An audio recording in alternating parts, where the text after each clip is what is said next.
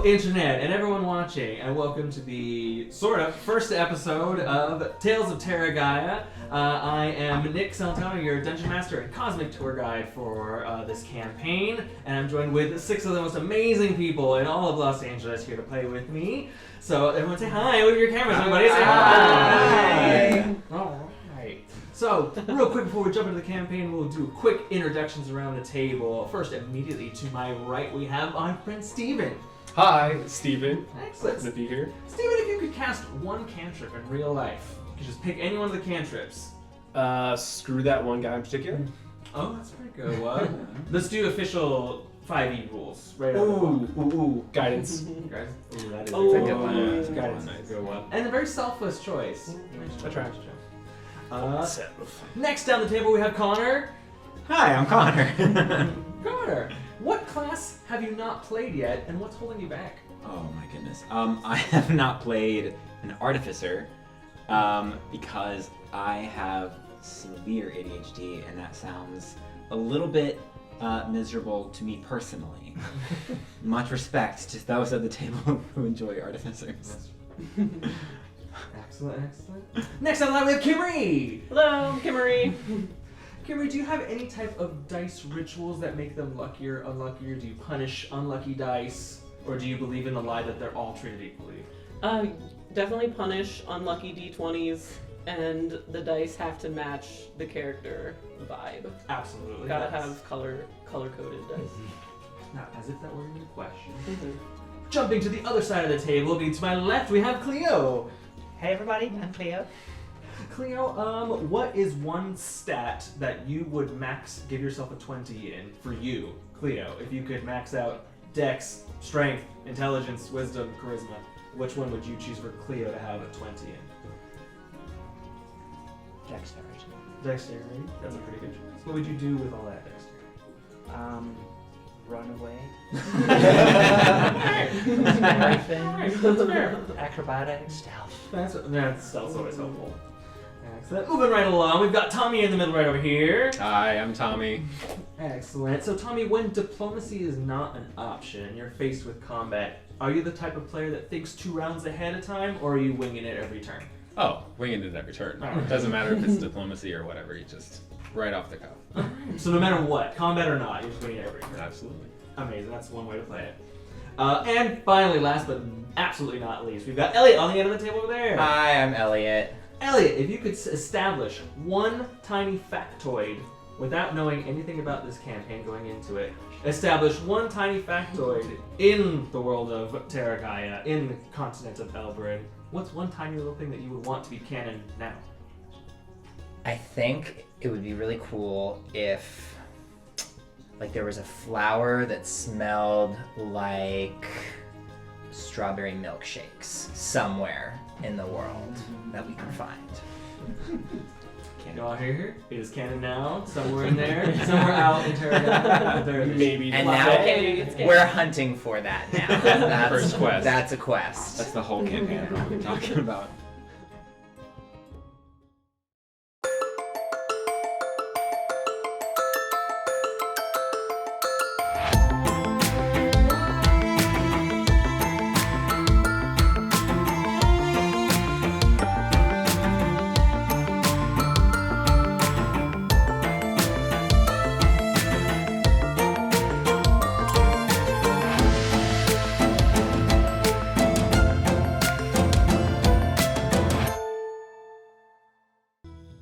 Our story begins in Abedfall. We swoop down through the skies, past the churning rocks of the celestial debris that make up the Titan's halo, a vertical ring that encircles the planet, pass through the clouds, sweeping over vast open grasslands and coming to a stop on the shores of the Ivory Reef in the coastal trade city of Port Elsewhere. A bustling hub for travelers, traders, and budding adventurers, crawling up the side of the shoreline. What do I want to say?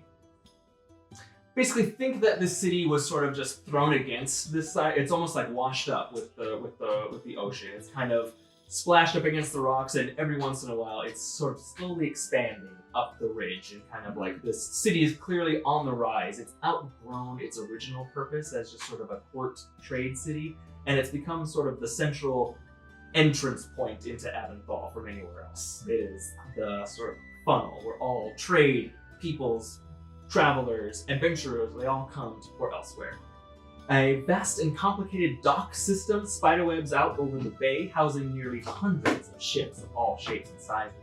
Buildings both old and new are weathered by the seaside elements and marred by scaffolding, either for expansion or renovation.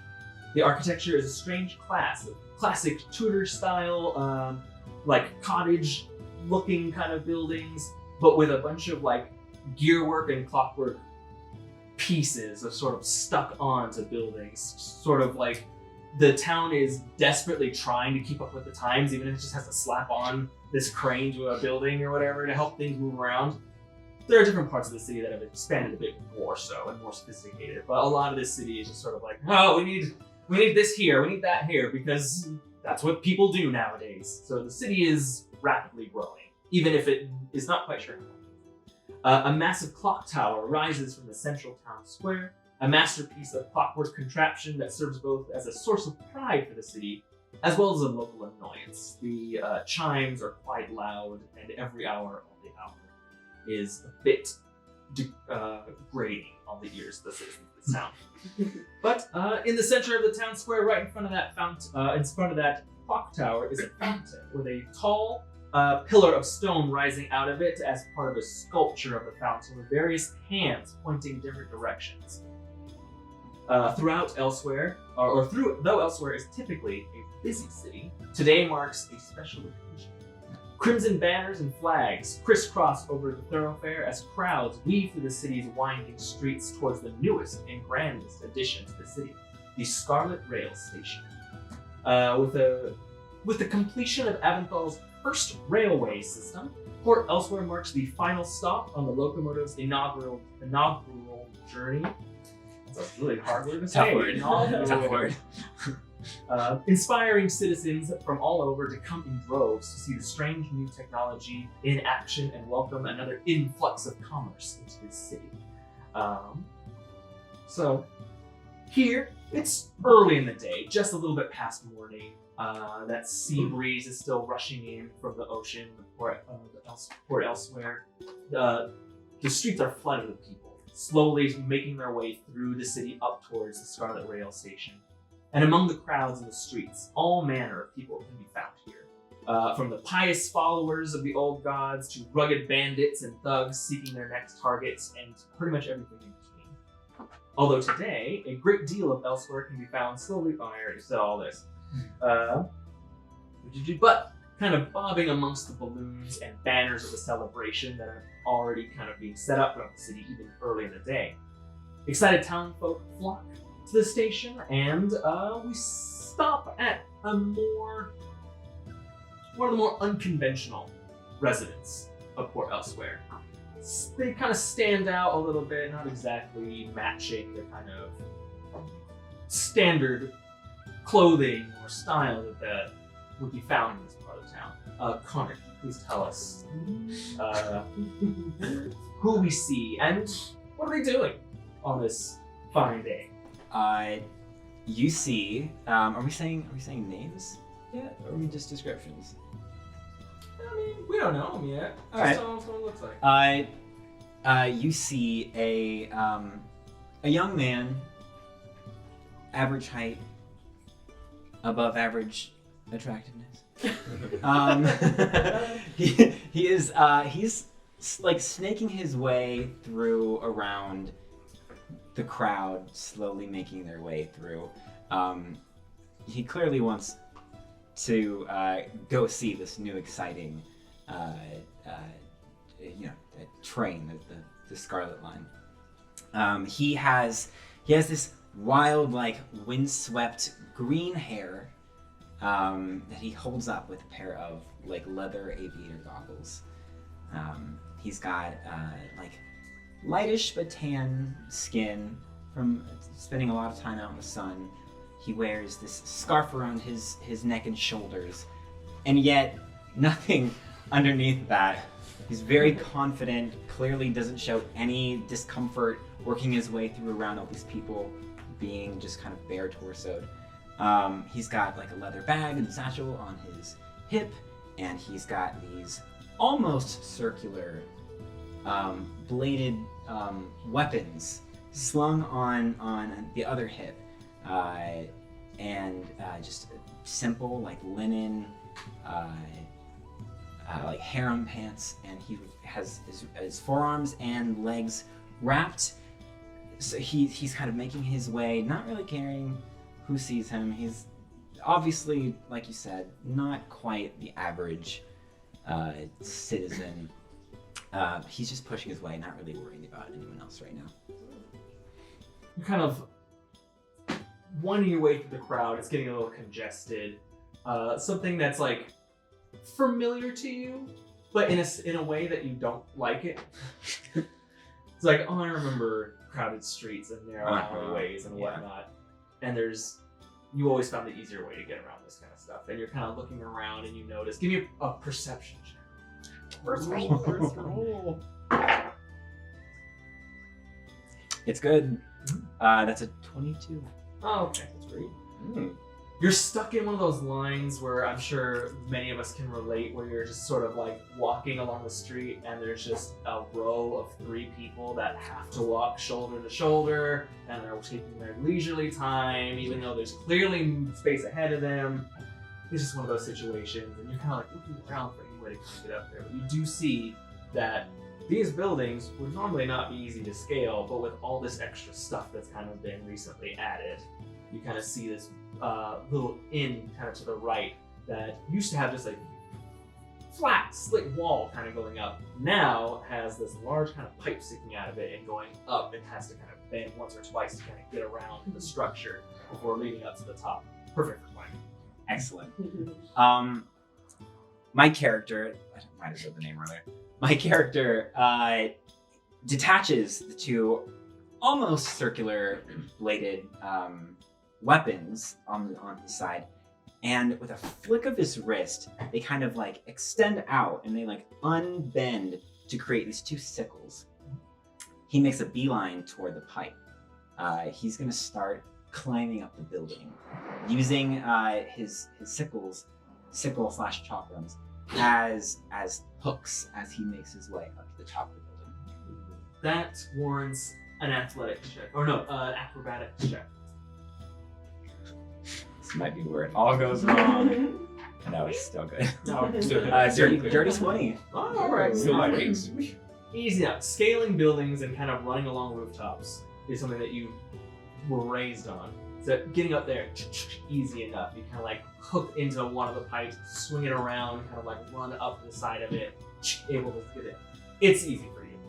In seconds, you're up on the rooftop, and you see just all the cities look almost just, or all the streets of the city look little rivers of people that are kind of all flooding towards the same direction. But you see off in the distance a large kind of like long domed structure, glass ceilings with kind of mesh of rebar kind of barbs. Girders? No, I'm not thinking a different word for girder. Beam? Sure, we're going with beams. Love Kind it. of like crisscross of beams that kind of support this big kind of glass dome. It has a faint reddish tint to it when the sun hits it.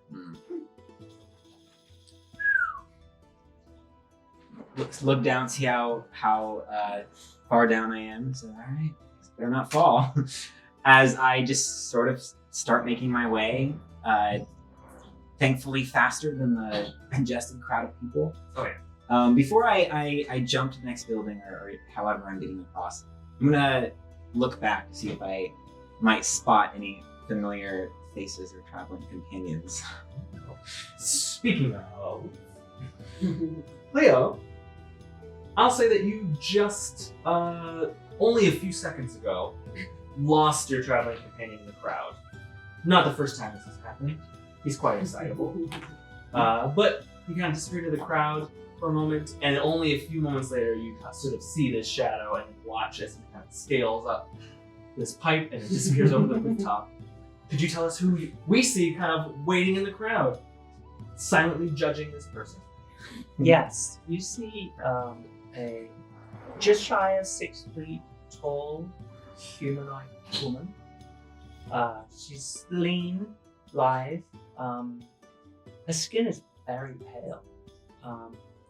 Think if human bones were left out in the sun for months and they bleached. If you've seen such a thing, some of you probably have. That's the texture and color of her skin. Very, very light. Dark black, unruly hair with strands of violet and purple running through it, held up by this weird kind of metallic contraption. 6 interlocking pins and a little hexagonal device holding them together. She seems to be in her early 20s, and if you were to get up close, you would see that her eyes, though, her pupils are very big, and she has a sort of haunted look, as if she's actually much older. She wears a purple tunic that is gathered at the waist with a sash, and at the back is a small traveling pack, maybe half the size of a backpack. And the tunic kind of is long to just below the knee in the front and back, but slit up at the waist. It's obviously designed for ease of movement and speed and stealth.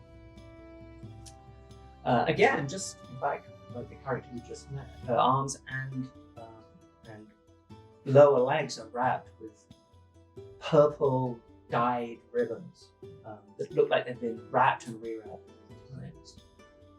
And on her feet, it's wrapped around the arches with her toes and heels exposed. She wears no other footwear. And the last distinctive feature you would see would be, maybe at a distance, it might look like a discoloration or a scar or a birthmark down the right side of her body. But if you were to get up closer, you would see that it's actually intricate hexagonal tattoos, designed black and indigo, interlocking, some colored, some not, from all the way down the side of her face, over her shoulder, down the right side of her leg. She doesn't carry much gear other than the little backpack, but you would notice the curved katana-style sword, again wrapped in purple ribbon sheath, and a longbow and arrows. And when you see her move toward her traveling companion that she's just spied on the roof, it's precise. It's not graceful or elegant exactly. It's like slightly mechanical, like she's thinking really hard about how to walk, even though we all know how to walk. But you do also notice as she moves that she leaves no trace. It's quiet, it's stealthy, it's not a trace. And she will catch sight of the individual we just saw and will dart toward the same pillar, piping and try and get up. All right, give me an acrobatics. It's gonna be really embarrassing if you don't like it. Tell me about it. Okay. That is a 24. Oh, easily. Good roll. And so this far. time, without the use of like hooks or sickles. I don't need stinking sickles. Easy enough.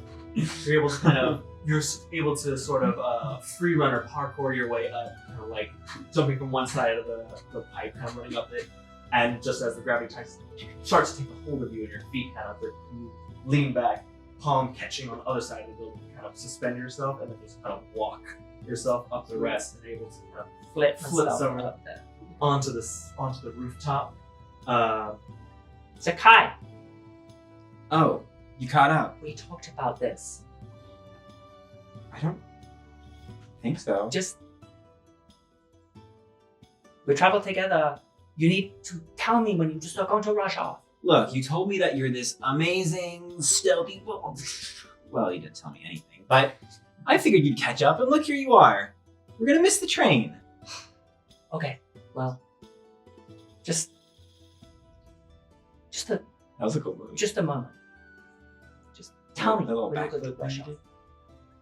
Yes, I saw you needed the tools. And it- Where is this train arriving anyway? It's over that way. Soon, I think. The crowd is an indication. I Okay. look over the edge. Let's go. Slowly. It's not fun. And then I'm gonna turn. I'm gonna jump to the other building. Make another acrobatics check. Oh god. Just because I want Not as good. Not, that's a 6. to. 6? Yep. Ooh. You try to show up, be like, I don't need my signals. Like, alright, yes. Good first bad roll. Like, Hey, not me. Get back in character, right? Oh god, yeah, I break my knee. you sort of We're just all like humbled again. roll your eyes and brush off your companion's kind of like remarks towards you before turning and beelining it towards the end and running towards the end of the rooftop. And just as you're about to like just jump off and leap from one rooftop to the next, the shingle underneath your foot kind of like rolls and it slides off the end of the roof. Is he going down? I'm very fast. As soon as he dashes, I'm going after and see if I can get to the edge and reach out. Just try and Give me a sleight of hand check. I don't know. Okay. Let's see. How slight is it? 14? 14? That's enough. Okay. It's not too terribly high. It's not terrible. You kind of run over it, slide to a Let's stop. slide down and reach. Just try. I want to say I grab him by the back of his pants. Yeah. You're getting a wedgie. Wow. It's not very tightly secured. I'm not. So There's a bit of there's definitely like Is it a copper tone girl? Yes, exactly. exactly. Puppy in the- a waxing gibbous. Wow. Yeah. Did I just give you a power trip? Yes. And you can very clearly see Zakkai's like butt crack like right there as you save him. He's like as I look down this fall, I'm like, What do we see?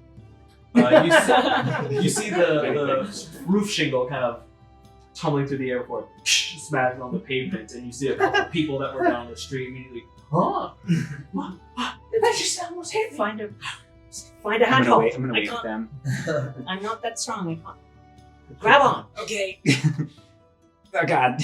I'm gonna like okay, I'm gonna twist. Let go on 3. Ready? 1. Wait, 3. 3 go. Wait, on 3 or go? 3 go. 1, 2. 1, 2, 3. And then on go, let go. go.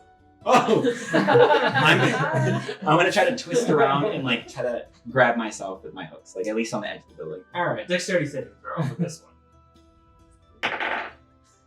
That's 11. 11. Reach out, and those hooks. Oh, sweet. And then are you just the Zakkai sort of Grab some later. vanish over the edge of the building. Um, We'll get back to you in a second. Great, gives me time to think. of a Clock-like. solution. Oh my.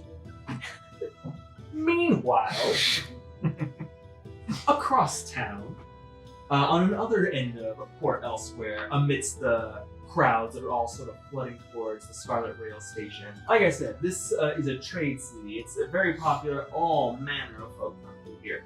There's no stranger, there's no strange races or creeds or people that kind of come through here. However, there are the occasional ones that are a bit more rare than others. Just because it's not the right climate or they're from far away, whatnot. But there's definitely one person that kind of stands quite literally head and shoulders above the rest of the crowd. Elliot, could you please tell us who we see in the crowd streets? Absolutely. Walking, as you said, quite a bit taller than the rest of the crowd around. You see looks to be about 7 feet tall, what most people would describe as an elephantine humanoid. So truly looks like an elephant. He has really nicely, seemingly kept and moisturized gray skin.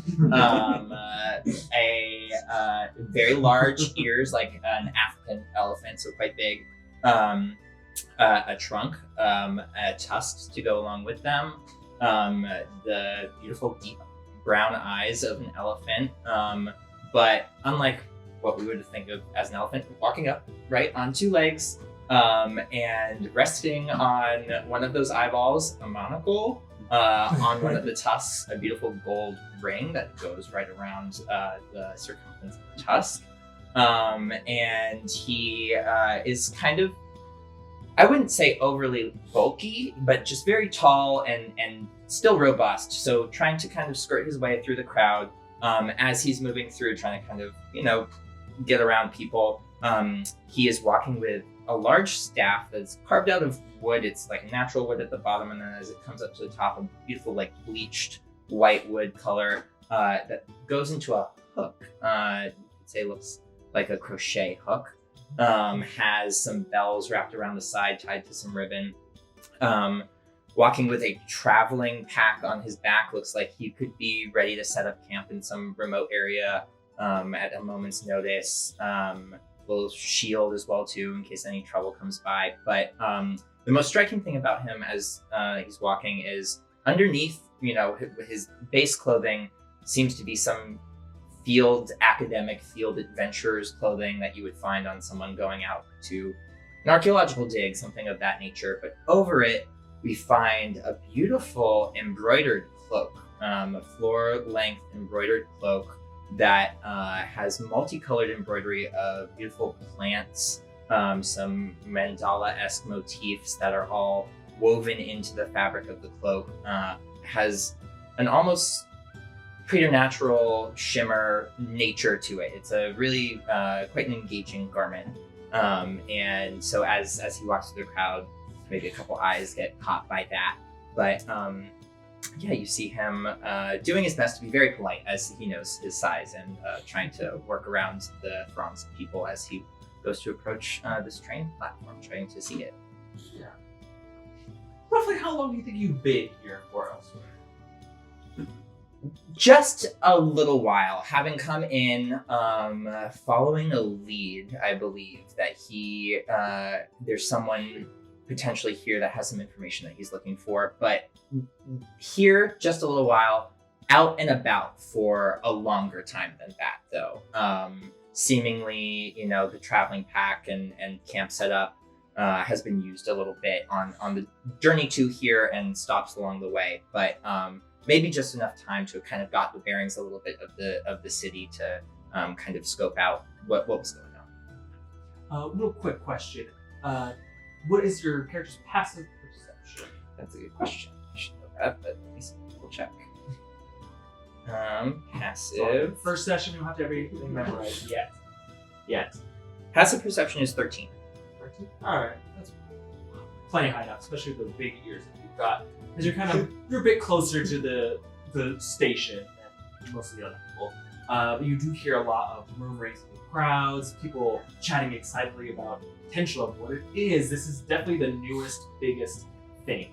In terms of technological advances, Elbrun has seen a few in the recent decades. There was the emergence of airships, the first kind of like mode of transportation to get around. Then came the auto carriage, horseless carriages that would motorize around, but usually for kind of short distances. Now is a railway, a locomotive, a new, entirely different means of transportation. So people are abuzz about it. Not only curious as to what it is and how it works, but it's a whole new means of commerce for this city. It's a whole new means of travel. It's something completely new. And as someone who is fairly interested in how kind of society pieces itself together, it's telling for you at least that this is certainly a big deal. Yeah. And kind of people will sidestep, kind of like you're trying to be equally polite as you are, kind of making room, and then also quickly kind of filling in the gaps as soon as you moved on, because the crowd definitely wants their view of it as well. But you're able to kind of get up close to the Scarlet Rail Station. You see it's a large kind of hangar type building, very open air, kind of think of a half-cylinder building with open ends at each end. Only one end kind of being a sort of station where train cars could be housed. The other end, the tracks kind of disappearing off into the distance, winding a little bit through the city before eventually disappearing into the grasslands that are eventually to the west of Courthouse Square. Give me, you're also looking for someone, give me a quick perceptions check as you Okay. scan the crowds.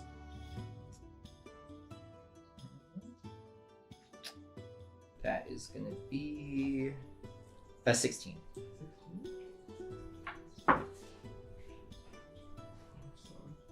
You're kind of just taking it in, inspecting people kind of as you go.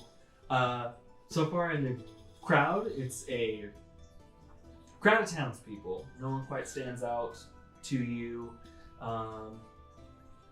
At least no one that you're looking for. Sure. At least not right here, not right now. Okay. But it seems like the place to be. As you kind of look around, that perception check does tell that a good 70% of the city is here.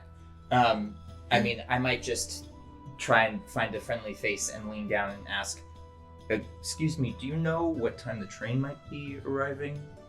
You kind of lean down and startle a little bit of a half-elf woman who kind of quickly turns around. And, she turns around and then looks up.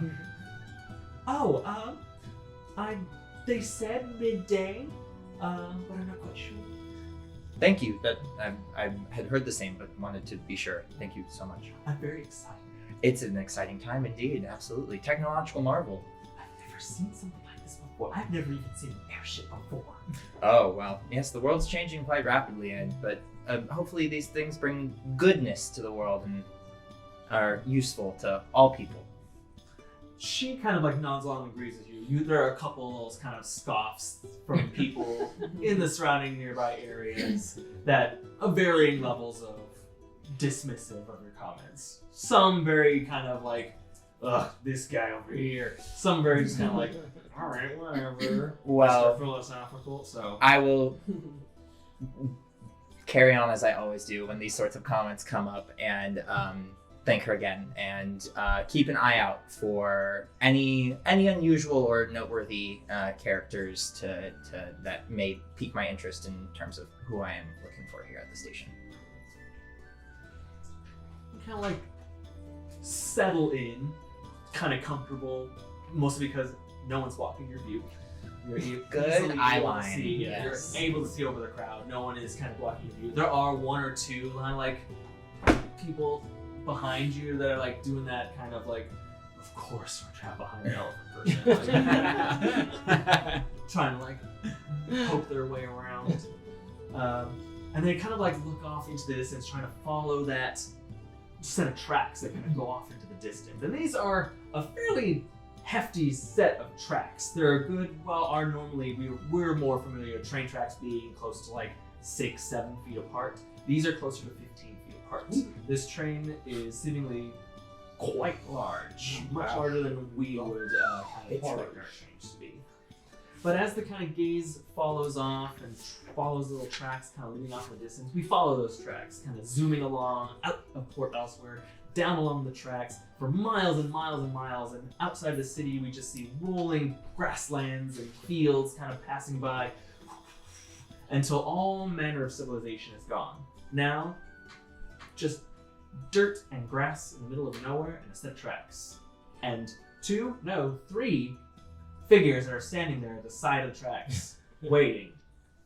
Steven, could you tell us what one of those figures looks like? Yes, you come across a 3'6" and about 4'3" to the ears Harangon, a rabbit humanoid with reddish amber skin, kind of a little diamondy kind of white puff on his face. His ears have a little nick on them, and his whiskers kind of zigzag and a little wild. And if you kind of look at a weird angle, you might kind of notice a tad bit of a little electric spark come on through.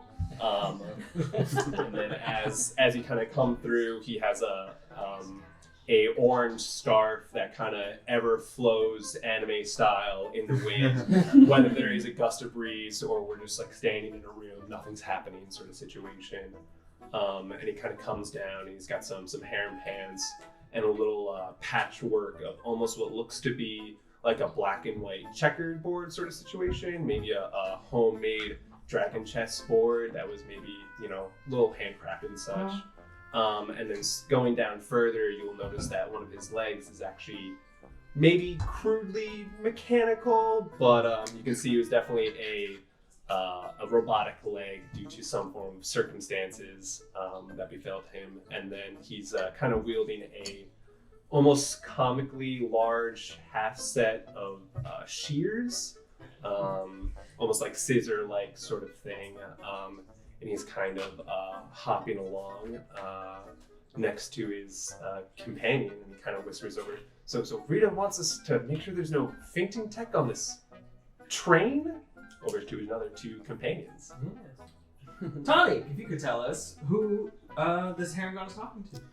Yeah, so not far off from this companion of his is just a little bit over 2 foot tall, sort of blue gray slate skinned kobold. Short stacks. Yeah. He's got sort of like piecemeal armor on with like a breastplate that's slightly dinged up in the center. No shoes, just long sort of like talon-toed feet.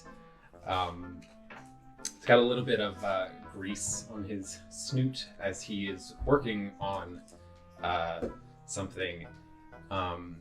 Slung across his back is to what a sort of average-sized humanoid might think of as like a pistol, but in his hand is more the size of like a sawed-off shotgun, with like a flared edge.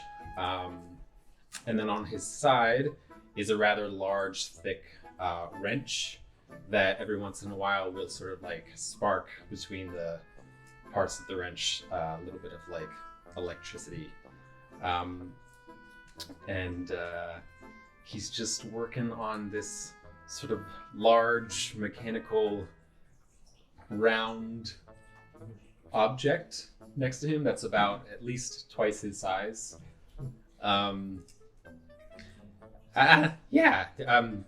Something on the train. We have to go get it, or at least investigate it. So, what? Do you know what a train is? I have no idea. Well, I guess these are tracks, I think. It's just, so come on here. Is that right? So it should be like a big sledgehog. Yeah, probably. Sort of like the tracks where in once, that the I man. never got used to those. Yeah, I know. Okay, well, Well, I guess should we just try to hear if it's coming? Can we get a perception check to see if there's any? Absolutely, yeah. If I hear any form of train coming, guess gonna get my ears around. It's a 16. 16. You sort of like hop on over to one of the large tracks on the ground and kind of like put a hand on it. Nothing. It's a little warm from the morning sun, but then kind of take it off it. Maybe there's like, could have sworn there was like a faint vibration. Just get down, press one of those long Herringon ears against the track, and there's just an ever so faint kind of distant. I think I hear a little something. And you sort of like hear it, and you open your eyes, and you can see a little tiny blip on the very end of where you could see the tracks before they sort of dip down beneath the hill. A small, like, kind of plume of smoke or steam kind of coming up over the horizon, and it's getting bigger and bigger and bigger. And after a few moments, you start to see that smoke is coming from the chimney, or I don't know if they'd call it a chimney on a train. Smokestack, here you go. Of this beast of a machine. What we're used to trains kind of carrying cars that are like, think of me like a bus. It's kind of sort of each little train car is like a little miniature bus. This train pulls little miniature houses. These tracks the train cars are like small buildings that are kind of being pulled along by this massive mechanical locomotive that is like churning these giant wheels grinding forward as it's just barreling down the tracks. It's massive and it's fast and it's coming at you guys real quick. So Nik-Nak, what's the plan to get on this thing? It's big. I think it's a lot bigger than I thought it was going to be. Nik-Nak is looking at it just with like wonder, like a child on Christmas, like eyes Sparkles cracked. in the Yeah, eyes. almost crying. Oh, okay. I think Sledgehog is ready. How is your leg? I think good. Ting ting ting. Right. Well, as good as you've ever been. All right, great. Let me see what I got here. And he's gonna look in his pack, and he's gonna pull out just what looks to be like your average sort of rope, and he's gonna sort of just unravel it and then let go, and it's almost like a cobra snake. Part of the rope is just gonna sit up. Okay. Ready when you are. I'm gonna just grab onto Sledgehog and just slowly. Ready. All right. I'm gonna grab on a Sledgehog too. So you're both grabbing the signs of the third figure that is kind of in this group, which at the moment is just a large spherical metal ball, a good like about the size of one of those exercise balls that you sit on, where everyone says like, "Oh, it's ergonomic to sit on this one." It's about that size, but just a solid. It's definitely had some wear and tear to it. It's not the most like pristine metal in the world. Lots of scuffs, lots of scrapes, lots of rust on it. But this kind of sphere suddenly kind of pill bugs open a little bit, and it becomes a few feet high, 3.5 foot high mechanical creature, a construct of some kind that resembles a hedgehog in. If you think about it rudimentarily, it looks like a hedgehog in the sense that it kind of unfolds and has little squat little like mechanical legs, a little sort of face that resembles like a muzzle, these little eyes that have little blue lights inside, and the eyes all have little shutters that can move around to show expression. Either the eyes, they can dip down to show sadness or dip in to show anger, but at the moment they kind of just like pop open, see this massive machine coming at it, and instantly the eyes close and it shuts back into the sphere. No! And locks itself. No, Sledge! I'll start like tinking on his with my wrench. Sledge! Wake up! Engage! I pull out a carrot and just be like, Come on, Sledgehog. you need to go. The giant sphere Stick it in the exhaust pipe. starts rolling away from the train as quickly as it can. Wait! Just start running after him. Start running after this after Sledgehog. Yeah. All right. You stay in. You run. I'm gonna like kind of get into a racer's position, being like, all right, you grab Sledgehog and I guess I'll grab on and you grab on to me when we get it. Okay. Just take this end of the rope. Okay. I'll tie it around my waist and I'll like get into a racer's pose, ready to like grab onto it, like run up to it at the same pace and kind of hold on to it. Well, it has become this little sort of, as the train rapidly approaches, from like the what do you call it, profile of the scene. There's like the long tracks, a little ball kind of rolling as fast as it can, a kobold chasing after that, a Haragon chasing after the kobold, and then this massive machine just kind of barrels in a little bit behind you guys. It is closing in directly behind you, and Sledgehog doesn't seem to be diverting. He's not smart enough to realize that he could just get off the tracks and not be crushed, but Sledgehog is rolling as fast as he can, just straight down. Oh, he's on the tracks. Oh. I'm gonna try and like promise him like 10 gold to eat if he just sort of like veers off the tracks and stops for a second. Make a persuasion check. Trying to persuade your own construct.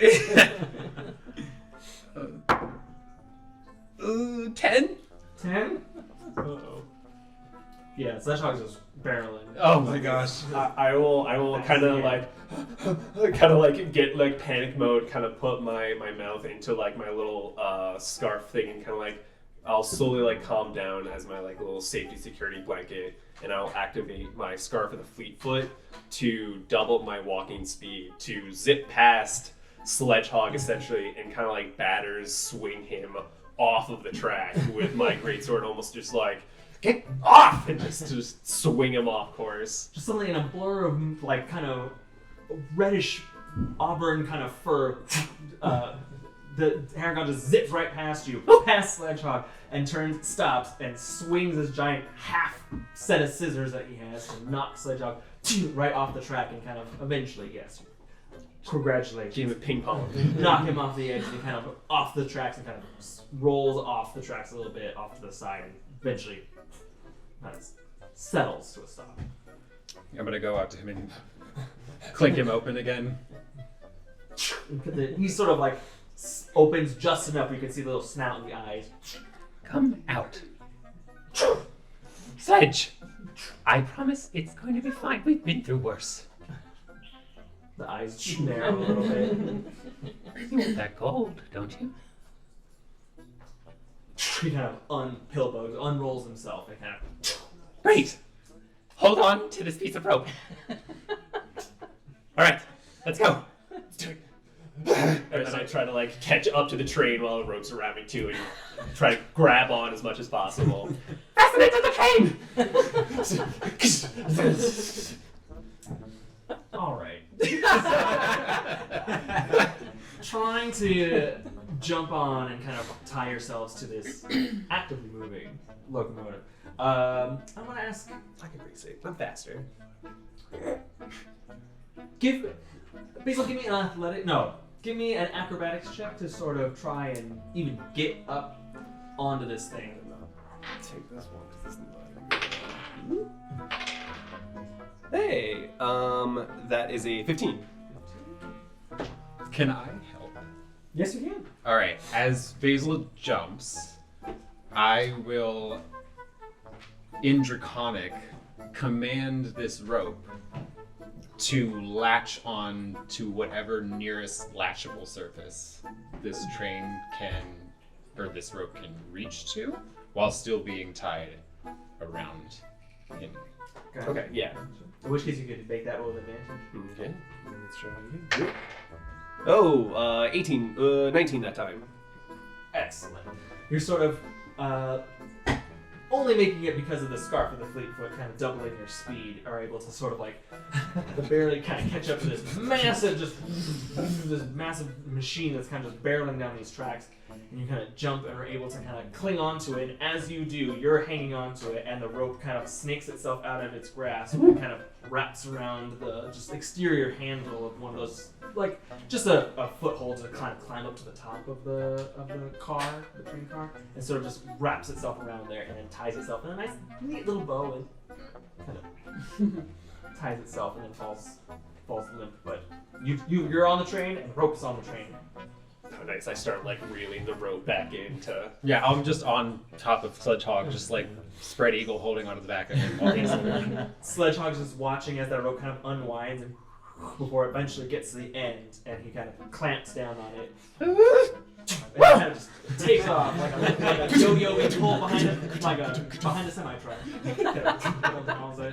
As you're sort of like clinging on to this giant metal sphere construct, kind of like in the wind, kind of flapping behind this massive machine.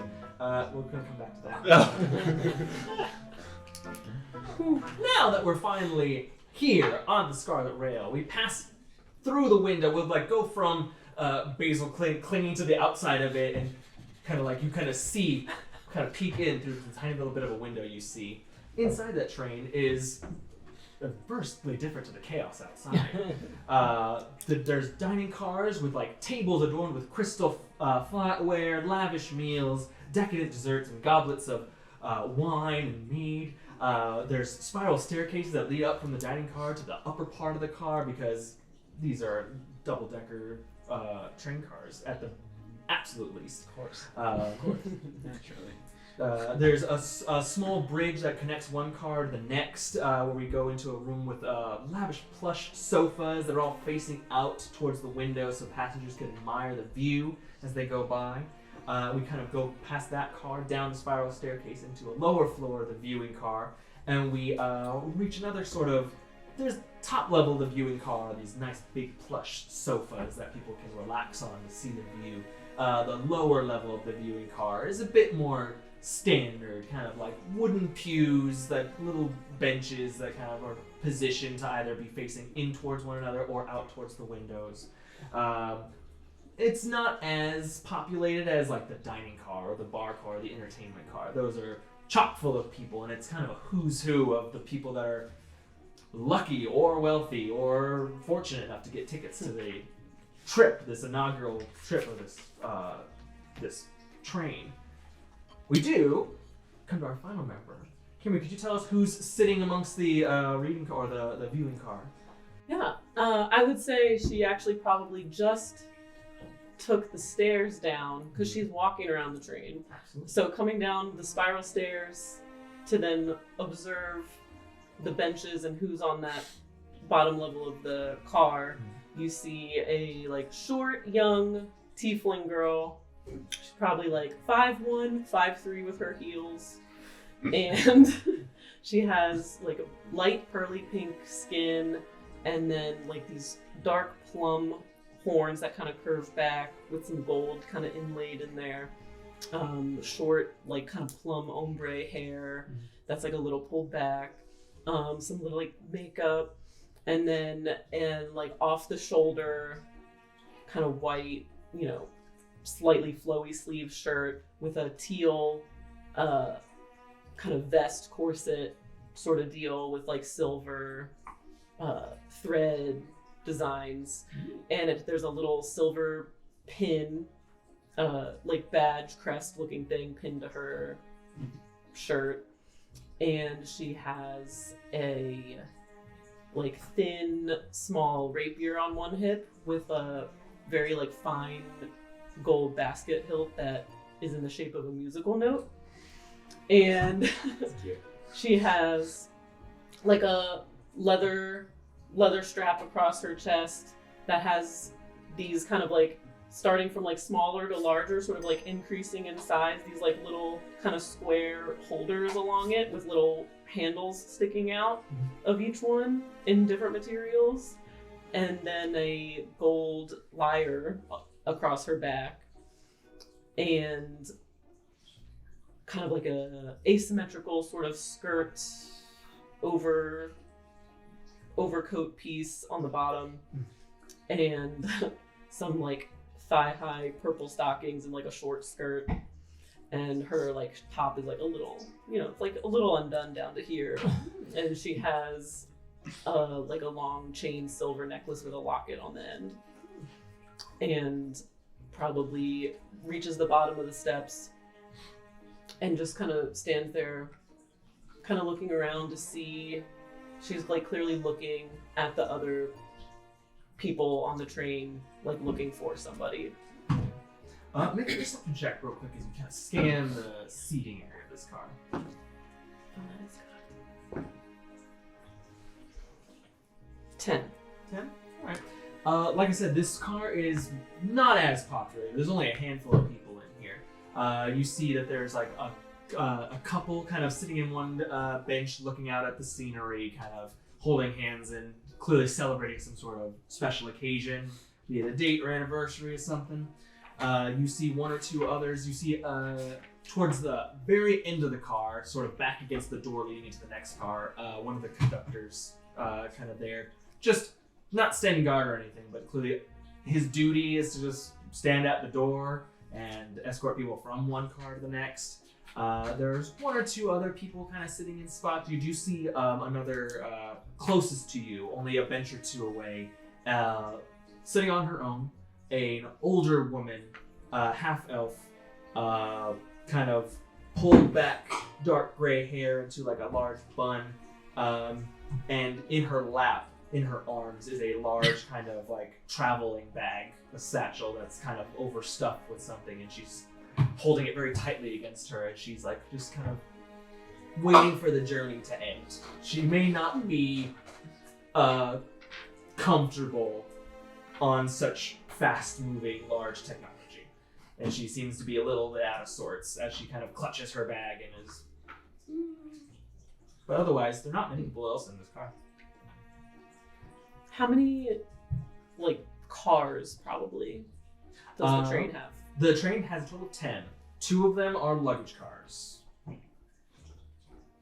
Are there any cars that are, like, VIP or not just anyone can kind of waltz into them?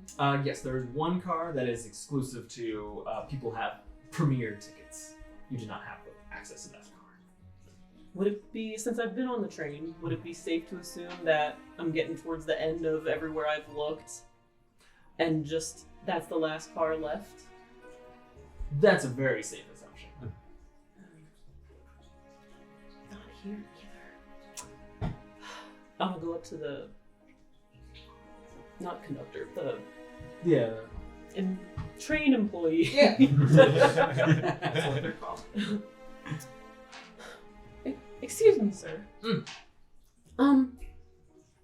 Well, I've been looking for somebody that is supposed to be on this train, and I haven't seen them yet. It's I would have gotten probably a description of them, Elven. I'll just like kind of describe the person to them, an elven person, and they're supposed to be on this train. I only have the student ticket.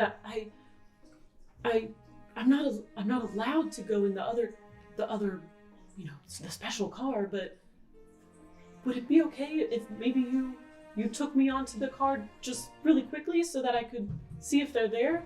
It's for my graduation project. It's really important.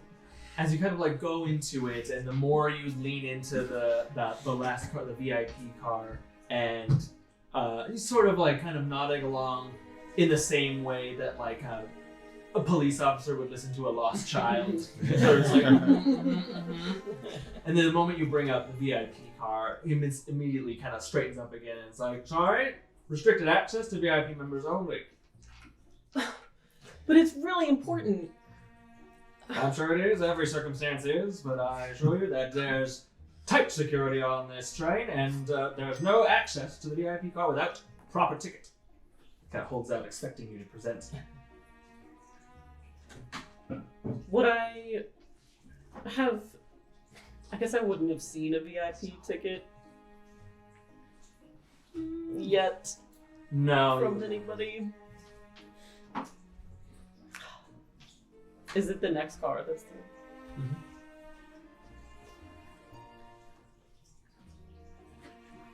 Okay.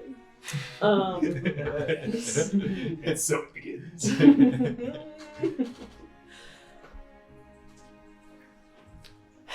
I didn't think you'd be such an uptight rule follower. And I'm gonna cast Ego Shock on the person. Yes. Get him.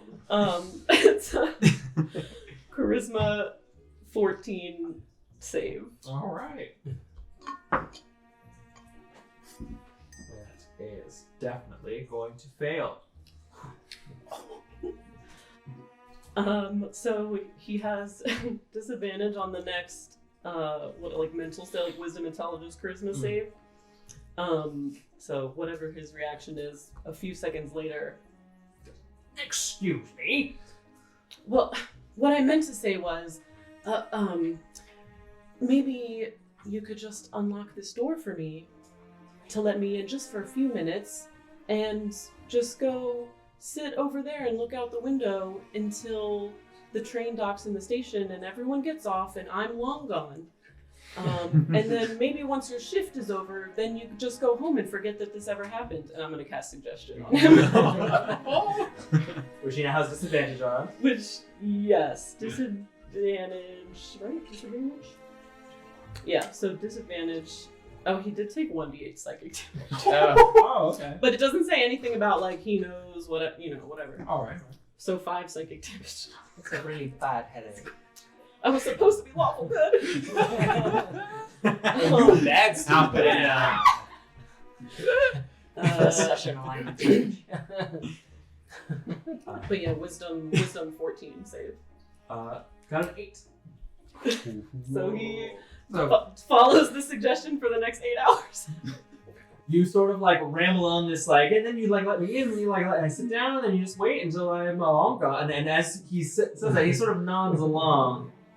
But as he's nodding, he doesn't seem to notice. But you definitely like are like trying to continue the suggestion spell, as you're watching blood kind of like trickle out of one nose, and then you see Prestidigitation in a way. one of his eyes is starting to like kind of fill with red as like a vessel inside his eye also kind of pops as he doesn't seem to notice at all. He's just kind of nodding along as the psychic damage takes effect. Good. I'm just, as much as I can prestidigitation any of that, I'm gonna be like, as he's kind of like, I'm kind of, I'm trying to be like, clean up after whatever's happening. Under the rug. It's Yeah. fine. Before it gets on his clothes. He's but eventually sort of like nods along, and then there's a moment where you're a little bit afraid that you broke this human as he sort of like freezes, and then nods and turns around and kind of opens the door and he's like, "Yes, of course, apologies," and kind of holds the door open to the VIP car. Thank you. I'm gonna click my heels out so I go through into the Closes next the door, car. walks over to one of the benches, sits and stares outside as more blood kind of pours out of his ears. And he sort of just like stares outside. But you're in the next one. She kind of stands there for a second because just feel really bad. She's like, it's not what I wanted to do. Okay. It's for the A.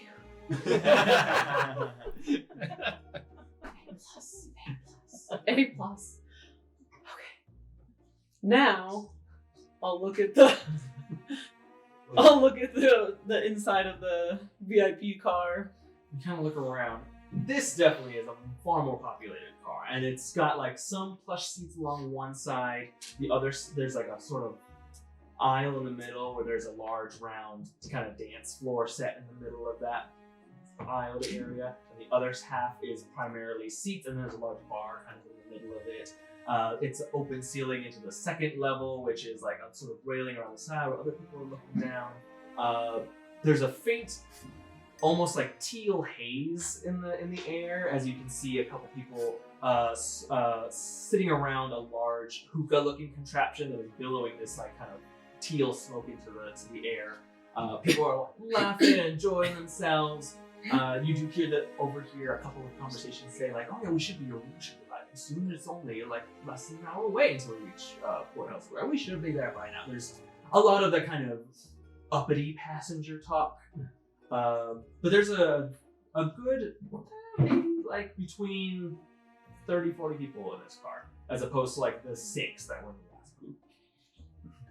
Okay. I'll probably try to find somewhere kind of near where I'm already standing, either to sit or just kind of not so obviously just walked in the doors, but so I can still kind of like survey. So looks natural, and I want to try to look out on the people that I see in the car and look for this elven person that I'm looking for. Make another perception check.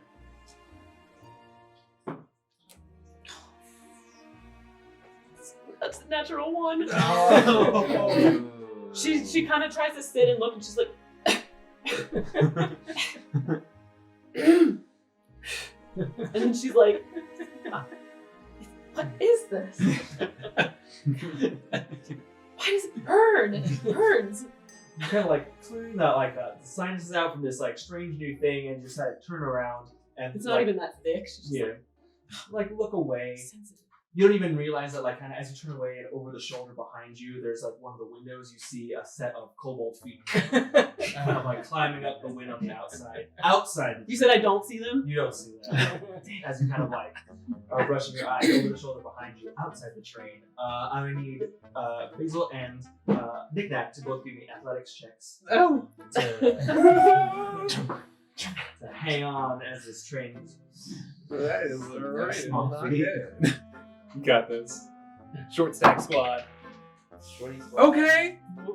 Oh no! This is 6 for me. 16. 16? Okay. Actually. And Sledgehog is going to make a check. Oh, wait, Sledgehog did great. Oh no. Of course. Of course, Sledgehog did great. That's good because I'm on top. as you're kind of like scampering up the side of this moving train, and Basil, you like lose your footing for just half a second before one of Sledge's little like arms telescopes out and like grabs one of your ears and kind of like pulls you back onto the train. And eventually you're both at least kind of scamper up. You're on the top of it now. At the very least, there's a floor. As kind of weight buffets you as you're kind of like, what is the next plan of action? Great. We did it. I'm gonna take my hag greatsword and just try to like cut into it and just cut our own little like right on top of the train. Like, well, we gotta get in. Like a can opener, just like this is what I know. You just slam It's the down. rich people. Giant hat They're scissors. gonna notice. You slam these scissors down into the top of the train, and as you slam it in, you immediately cut back as Zakkai. You take 3 points of falling damage. Great. You land on the concrete wall. And you kind of like, in the daze, like the vision is slowly coming back, and you just see like the side of the building and then the top of the building, and then Anara's face kind of like peeking over the Are you edge. okay? I'm great. Never been Stay better. there. No problem. I will, yep. I will scale down the wall. Takes you very little time. But eventually you kind of land silently. Reach out an arm. Thanks. Pull him up. Meant to do that. I could tell. Shall we go find the train? Yeah, let's do that. I'm gonna look around. Where's the train? Oh, I mean, that is no rule required. You're able to follow the crowds in the streets are all moving in the same direction.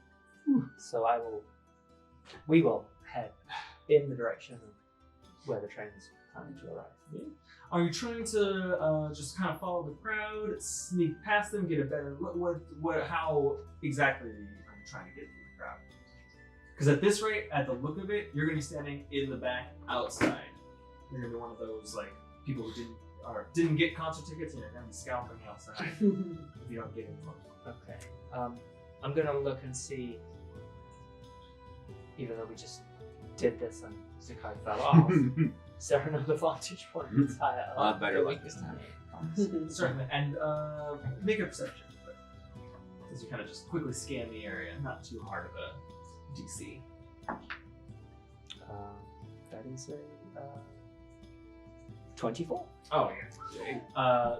Especially to your eyes, kind of similar to Zakkai, but you kind of like look around because of all the half the buildings are covered with like weird clockwork kind of accoutrement that they added onto them. The other half that don't have that are covered in scaffolding that are planning to add more of that. So there's plenty of like climbable options.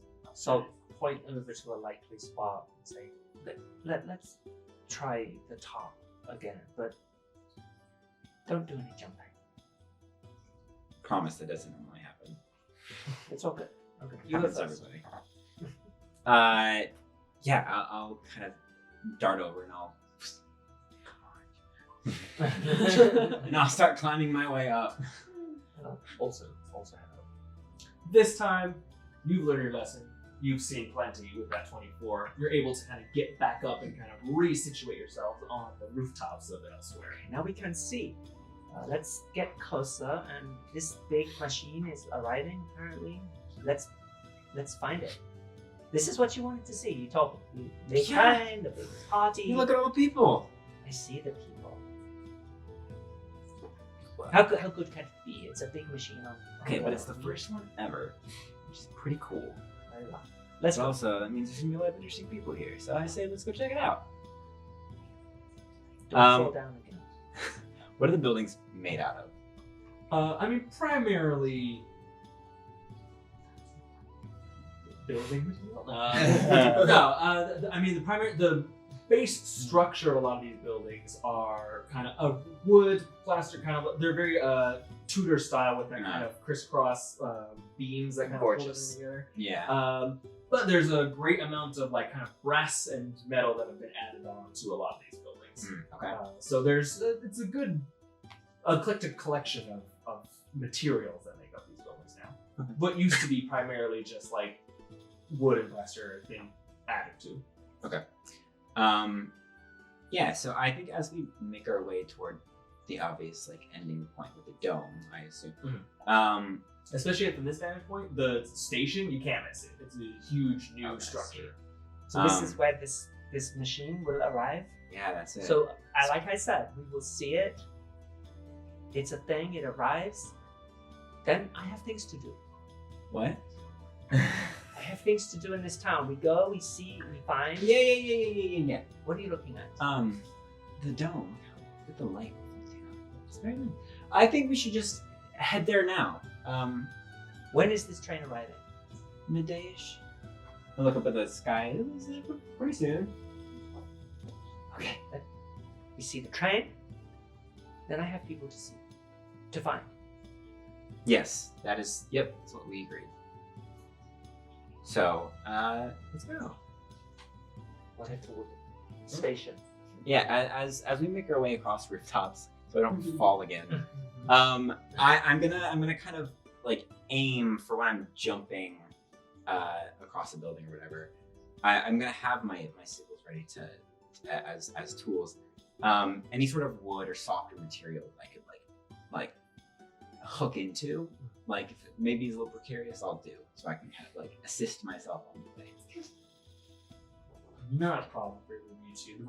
Definitely the nimble, agile members of this party. But from this vantage point, especially as you kind of get closer and closer, you do notice as you're making your way past all the crowds and whatnot, eventually you do see on the horizon, just outside of town, a few miles out, a faint like plume of like smoke kind of on the horizon that is signaling the approaching arrival of the train.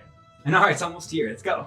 This is the thing. This is it. Yeah, this is it. It's a giant. Oh god, what do they call it again? A tlane. A tlane.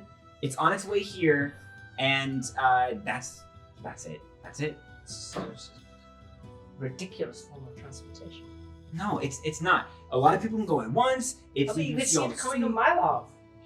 Well, yeah, but most people aren't expecting to get attacked. Maybe in Must be nice, right? In my So world. we watch from here. No. We're gonna get in there. We're gonna be front row if I have anything to say about it. Okay, find us a front row seat. Well, we're gonna have to push through the crowd a little bit. A few of them got there before us. So, Zakkai, what are your passive perceptions? 16.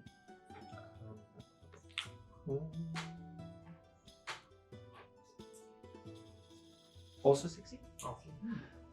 Both high enough to kind of see as you're kind of, especially Zakkai, kind of scanning to look for the fastest, easiest way to get to like the front row. There's so few spaces the closer you get to the station to kind of like losing your way in. There's the crowds have gotten like thicker, harder to kind of navigate through. You're running out of rooftop before eventually you're gonna have to jump in and go inside it.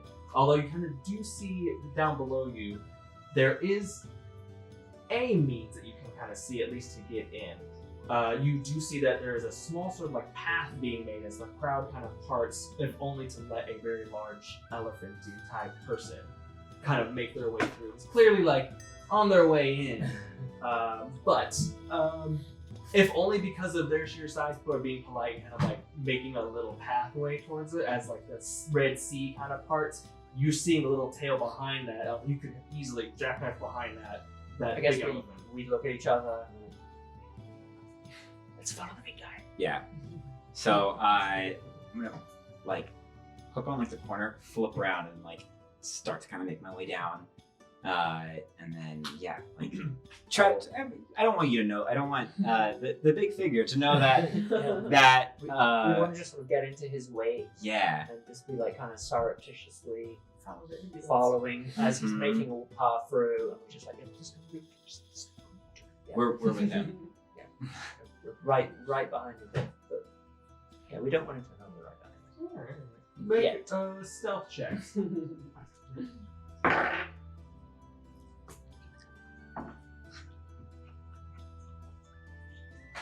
That is a 17.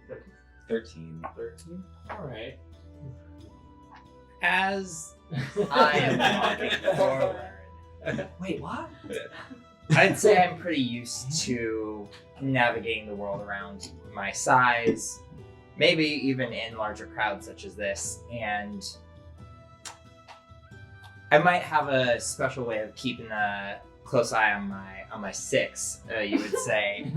Can I have my trunk kind of snake over my shoulder and try and just sniff out anything that's happening behind me here? Give me a perception check, which I believe with advantage. With advantage, because I'm using my trunk. Little Snoop.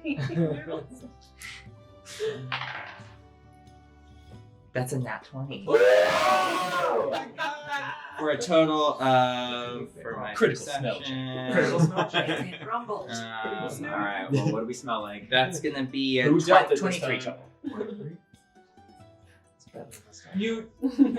You get that little like prickly feeling in the back of your head where it's like, okay, clearly my personal space might be being violated or impeded on a little bit. So this trunk kind of snakes up and gives a little sniff behind you. You get a interesting mix of scents. There's the scent of like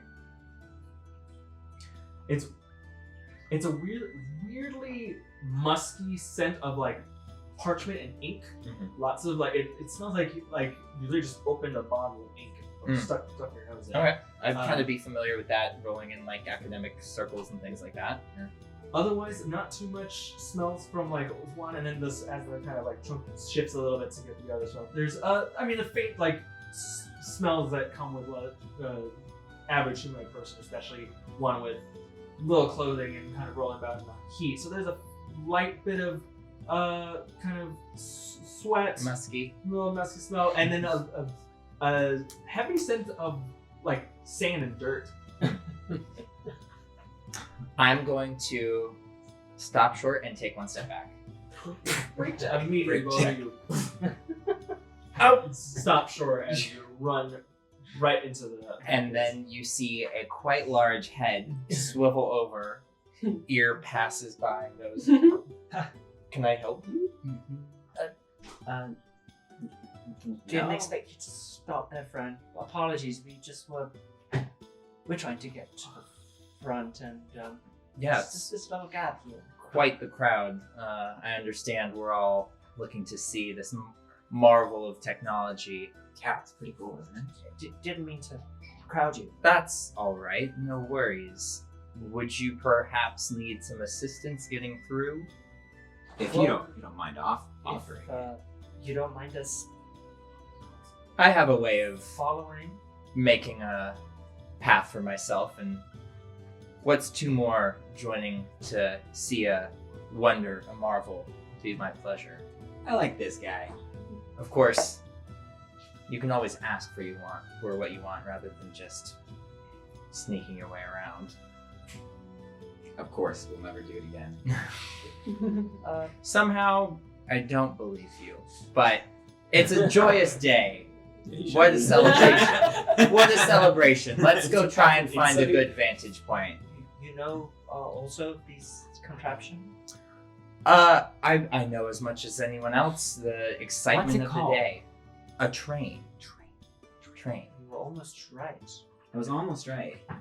I'm usually always almost right. But what manner of person are you? I have Oh. not met anyone We're so large and not very common, though I come not too far from here, my people, but we generally are keep to ourselves unless we are, well, looking to... When we intermingle with others, let's say, it doesn't always work out so well. But my name is Tem Boaz. Lovely to meet you both. And I'm a Loxodon. We cut quite a figure. I understand. In a situation like this, it's no wonder you picked me out of the crowd. I look around. Is there anyone even remotely as big? No. You're carving quite a path, which is why we followed you. Apologies. My name is Anara. Anara, lovely to meet you. Sorry about that. I'm Zakkai. Zakkai, hello. Yeah. Well, you're welcome to join me. I'm just as excited as everyone else here. The whole town is abuzz. I've been here just a couple of days, but it's all everyone's been talking about. Not so. long to wait now. We saw the steam. Yeah, wonderful. It's almost here. We should get going. Absolutely. Let's make our way, and I will. Oh, excuse me. Just pardon. As I kind of basically just like push my way through as we try and get as close, probably to. Are there like stairs leading up to the platform for the train, or like is it like, what's the best way to kind of be in the vantage for like seeing it, and when maybe people are coming off and loading and unloading? There is the sort of main entrance to the station. Obviously, it's a sort of like half cylindrical building that are empty at each side, and halfway in the middle on one side of them is sort of the kind of pinhole entrance that kind of funnels in. There are clearly prepared for the future. No one's being manned or attended right now, but there are like ticket booths for like future patrons and passengers to buy tickets for. But they're all vacant right now. This is just the arrival, the inaugural journey. There are a few like small stands of people selling souvenirs or little trinkets to children or passing by. I saw the train. Yeah, stuff like that. Like, I survived the train arrival. All I got was this lousy t-shirt. Great. Things like that. But once you get inside, there is a sort set of steps that kind of come up to the main platform proper. And it's a very large sort of almost airport terminal kind of big empty area before eventually there are three tracks where like trains would feasibly be able to next to each other, kind of lined up. Are they letting people onto the actual platform, or people just crowded around that like pinhole entrance and kind of like jostling to try and be near that? There are a lot of people onto the platform, but they seem to be keeping a fair amount of distance, a good 20 feet between anyone and the tracks. Okay, all right. Well, I will try to get up onto the platform if possible, and lead my new compatriots to a good vantage point. I'm gonna ask for a persuasion check. Sure. Are there people like ticket people or things like that? Sort of Okay. to eat. Excuse me, pardon me your way. Yeah. I'll as I'm moving through folks, can I do anything to enhance? Yeah, can I this? give a help action by being like his hype guy, or like encouraging the points? Yeah, you're traveling this line. Okay, cool. So then with advantage. Come through. I'll just be, excuse me, sorry. We're really, I'm so sorry, but we just got to get a little through there. Excuse me, and then that'll be. Oh, thank you for the help, because that's a 3. That's gonna be a dirty 20. All right. Without much issue, you're able to sort of, if anything, you sort of are able to like do that crowd guilt work enough where you're able to kind of like, I'm so sorry. I'm throwing out some compliments to that lovely hat. That's so nice. What a beautiful day, isn't it? Can I just? Oh, excuse me. Friend is up there. Yeah. Look over there. What a beautiful cloud. With fair ease, Tam seems to be making a little path for you guys to kind of get up close to the platform. Yeah. And that sort of like pillar of steam on the horizon is getting a bit bigger as the train gets closer. It's a piercer, I think. Do my Good work, giant Sam. elephant ears detect any vibrations coming down the tracks? Can I hear anything, or is there nothing yet? No, I've definitely at this point, the arrival is noticeable by pretty much everybody. Okay. You're one of the first to kind of pick it up, but this device is a beast, and it's like it kind of vibrates the ground as it goes, and it leaves this column of like steam in its wake. And as it's rapidly coming at you, jumping back into the train, Harmony, you're finally able to get that teal like kind of haze out of your eyes. And if there's just enough, you get enough breathing room here, you kind of thaumaturgy it away, and peeking around this room. At least at first glance, you still don't see that person that you're looking for. I'll kind of do a lap. So I'll gather myself, I'll stand up and kind of start walking around, like kind of looking. Do I see anybody else that looks more like a kind of like scholar type of person, like some sort of like academic scholar type of person. I'm assuming there's like an array, especially if it's like a VIP car. There's some people that seem kind of like rich and they're just like, oh, we bought tickets to the inaugural run. So I'm looking more for like people that are there, like that look kind of like academic kind of people. Absolutely. It's definitely, as you kind of scan the car, a who's who of like, there are no like, royalty on here, but it's definitely like, there are lords and ladies here. There are people that are decked out in fine jewelry and that clearly have a lot of money. Minor, like, again, lords, governors of like smaller townships, stuff like that.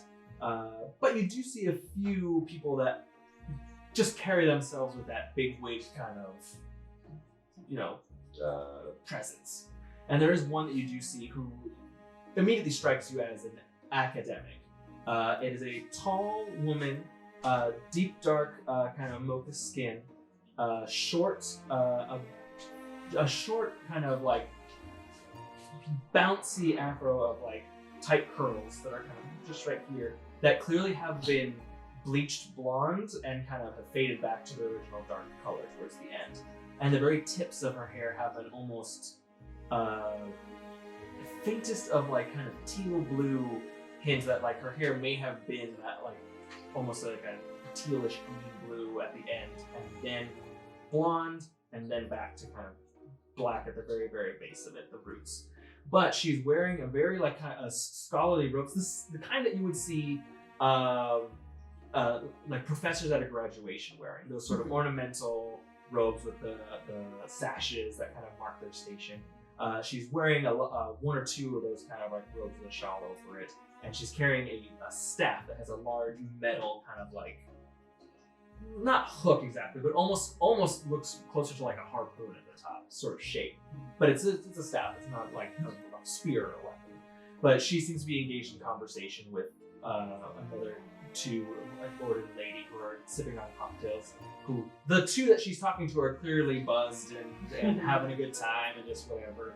And she is clearly one of those like, I'm locked in this conversation and I can't seem to leave, so I guess I'm just here. So she's kind of talking to them and just doing that sort of like, I'm the sober person in this group of strangers, so I somehow have the responsibility of like being there. So she's holding that.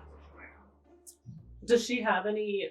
Do I recognize any like identifying either colors or symbols or anything on her outfit for what school she's associated with?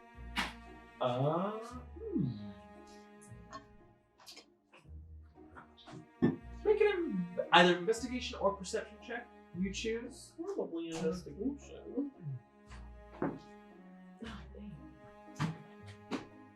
11. The thing that kind of stands out to you is the lack of recognition, that you don't recognize that where these kind of robes have come from. If anything, they almost look like someone just took a bunch of what they think or assume what scholarly robes would be and kind of wear them. And in like a suspicious way, or just I don't know that school way? You're not quite sure. Okay. But it definitely strikes you that you do not recognize any of, there are no obvious like symbols, logos, emblems, or coat of arms or anything from any school that you recognize. Doesn't seem to be any at all. And you do see that it's layered. She's wearing like one or two, like a shawl, and then there's a robe underneath it, and then there's like a lighter robe underneath that. And you can just make out, with that perception check or investigation check, you just make out underneath it all, the very last layer is a faded, almost like traffic sign yellow kind of clothing all the way at the end, which is very worn and kind of like threadbare, dirty and whatnot. But you only get a peek of it just because you're kind of investigating her very closely. Underneath all the scholarly robes is a little hint of that. Okay. Also go up to her, and kind of do one of the, excuse me, ma'am, I couldn't help but notice you seem like a professor, or that you some sort of academic. I am also an academic. I'm a student at Prismari. Oh my good Prisma.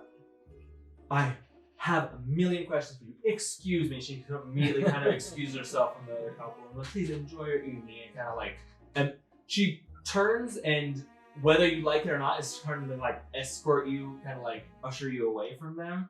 And as soon as she moves a few feet away from them, she's like, thank gods for you. I was trapped in that conversation. I could not find my way out of it. And it's just, he was talking about mushrooms for like half an hour. Oh, wow. Well, I mean, lucky for you, I could pick up on that. But I actually did want to talk to you, and I had actual questions for you too, if that's okay. Sure. Well, so like I said, I'm a student at Prismari, but I'm actually out working on my graduation project right now, and being a fellow professor or some sort of maybe archivist or a field, I don't know, maybe you go out in the field and you investigate things, and I would akin myself to a researcher. Ooh. Well, do you know Selka Moreau?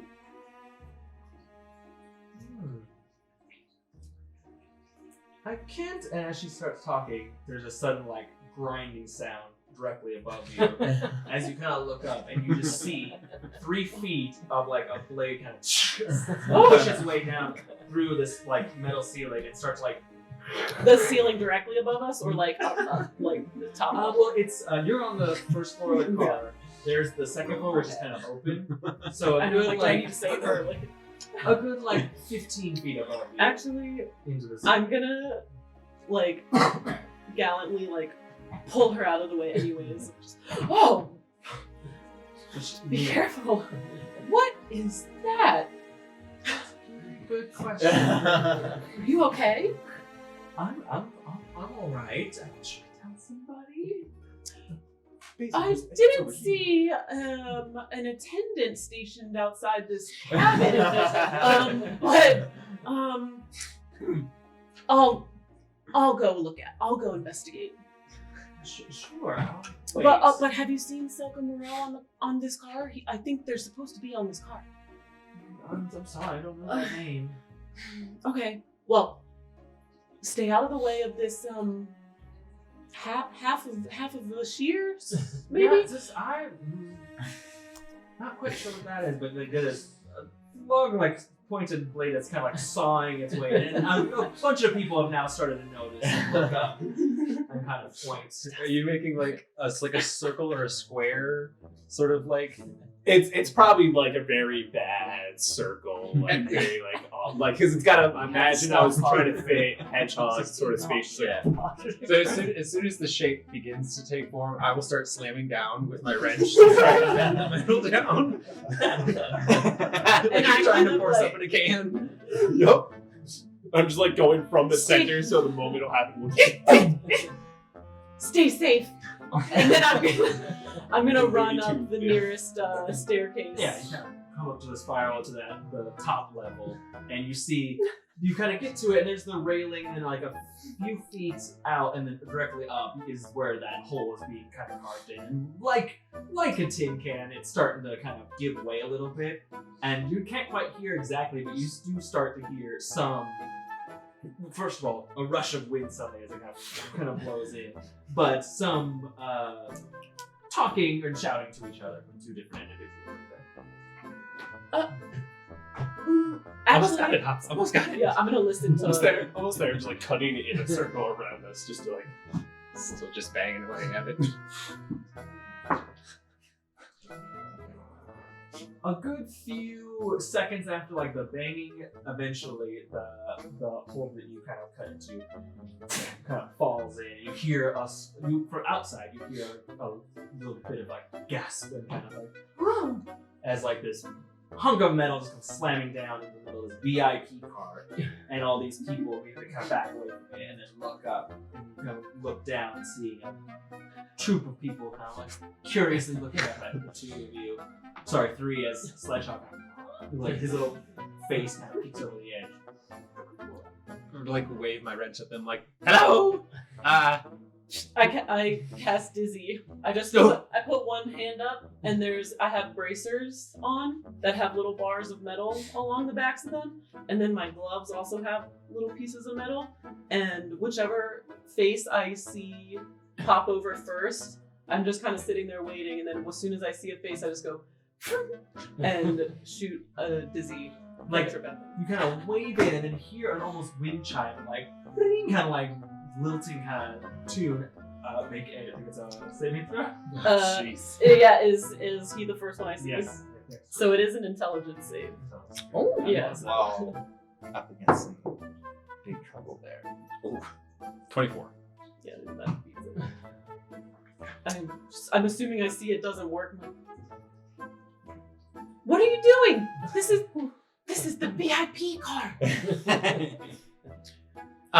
Yes. Nik-Nak, what's Wait. VIP? Did you say VIP? I mean, of course. Can I? Of course you said well, VIP. Can I insight the way he said that of just like because I want to see if it's. Are they trying to rob it? They seem kind of goofy. This whole idea didn't seem. I mean, yeah. This is not how I've read about heists happening in my adventuring manuals. So clearly, this must be a joke. Absolutely. So Megan is. You can't be serious. Is this part of a show? This is not the best way to do this. You said insight? Dirty 20. Very funny. This person does not belong here. Well, to be fair, neither do I, but insight in the sense of like when he was like, hey, VIP, like, are they trying to like initially of like, are they trying to like rob this place or are they, you know what I mean? Alright. What was the intention behind it? Yeah. I mean, he definitely was piqued by the idea that it's VIP. I mean, he understands that means like rich folk. I suppose it sounds like he was enticed. The VIP. Of course, I can see. Hops. We're in the wrong car. Oh, Sorry, everybody. sorry. Our bad. Maintenance here, and I'll wave around my wrench. Maintenance, we just wanted to make sure that the train made it into the town safely. We were actually looking for the engine room. So we're going to we're just going to continue along the train. Don't worry about us. Folks, that way? And just point in a random direction. Yeah! You're gonna go across the roof? I guess I'm still looking up because you're still up there, right? Well, surely the maintenance crew would want to go through the train, not across the roof. But the train's moving pretty fast. We know we'll come down. We may have been given some bad information. The engine room is that way, right? And I'll point to one of the ways. I guess towards the front of the train. To the engine? Yeah. Yes, I mean, of course. Hops, let's go. We've got to make sure everything's right with the engine. Let's go. And I'll jump in. Yeah, I'll follow suit and just like push Sledgehog like through the hole.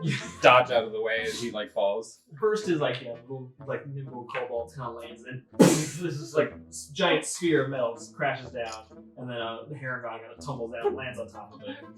It's like a circus act, like bouncing on top, just like moving him a little forward and back.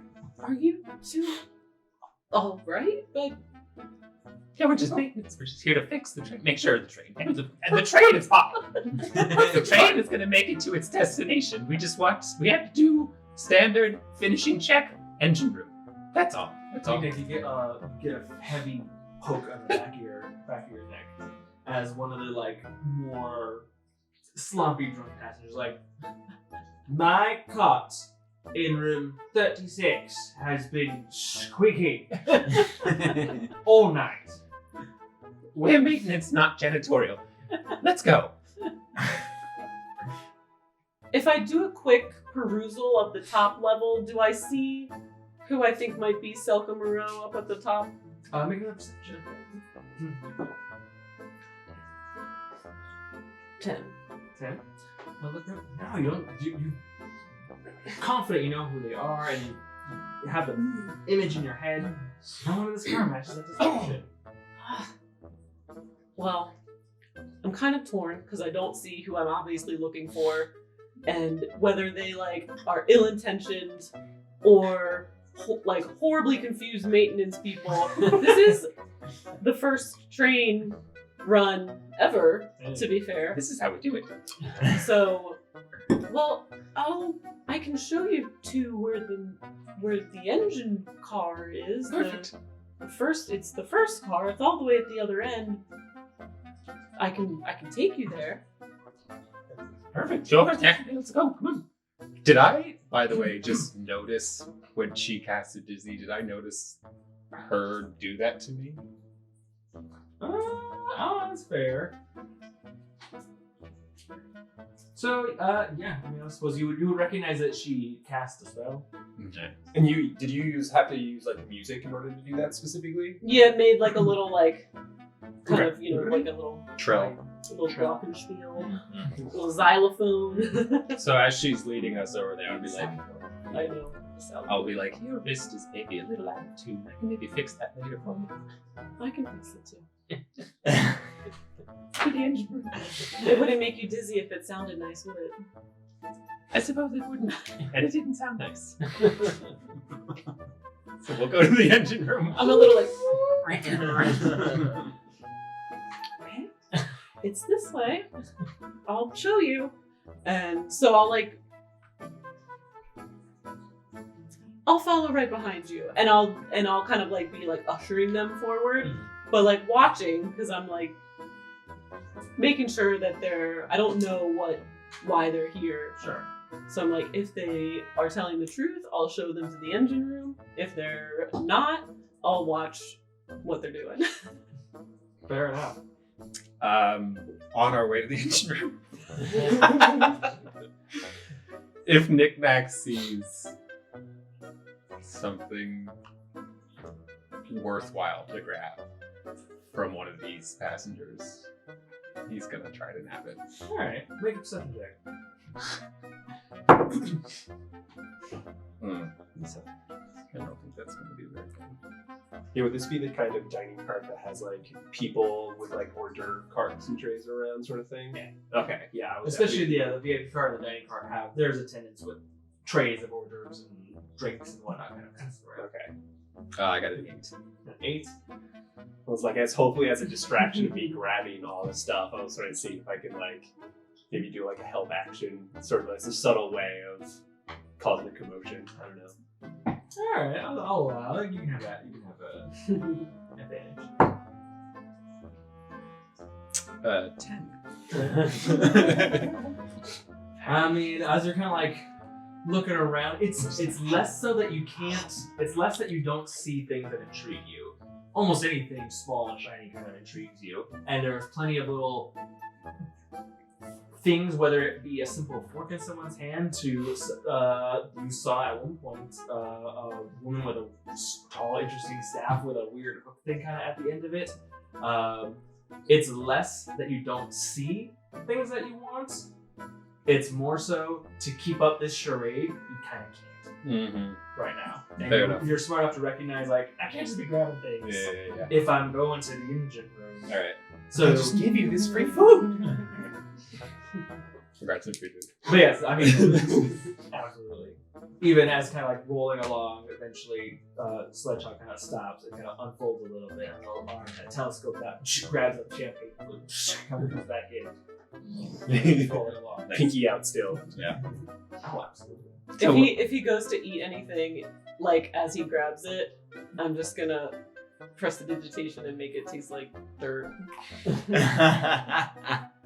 You kind of like shovel these hors d'oeuvres in your mouth, and they look amazing. It's those like French little patisserie kind of like little cakes and stuff like that as you like put them out, and it's surprisingly bad.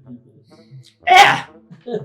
Is it just on hers or is it both of ours? I mean, I guess both of you. No. Because you did By association. you did break in together. Well, this tastes like trash. I don't high end.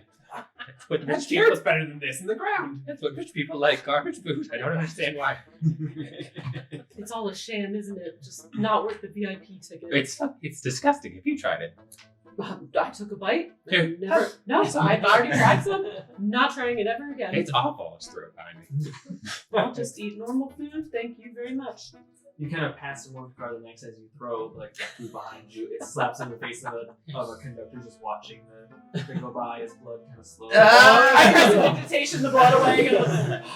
It's like As he's that still rush just where you sitting almost there get caught. watching You're, the scenery go by. But as you're kind of like slowly moving from one car to the next, you actually realize, and especially it's sort of slowly dawning on you more and more, Harmony, that like, oh, these engineers are trying to get to the engine room, but you're a good 5 minutes from the destination. You can see, as you're kind of like walking along, you see out the windows, you can see Port Elsewhere arriving pretty quickly. You're going to be there in just a few minutes.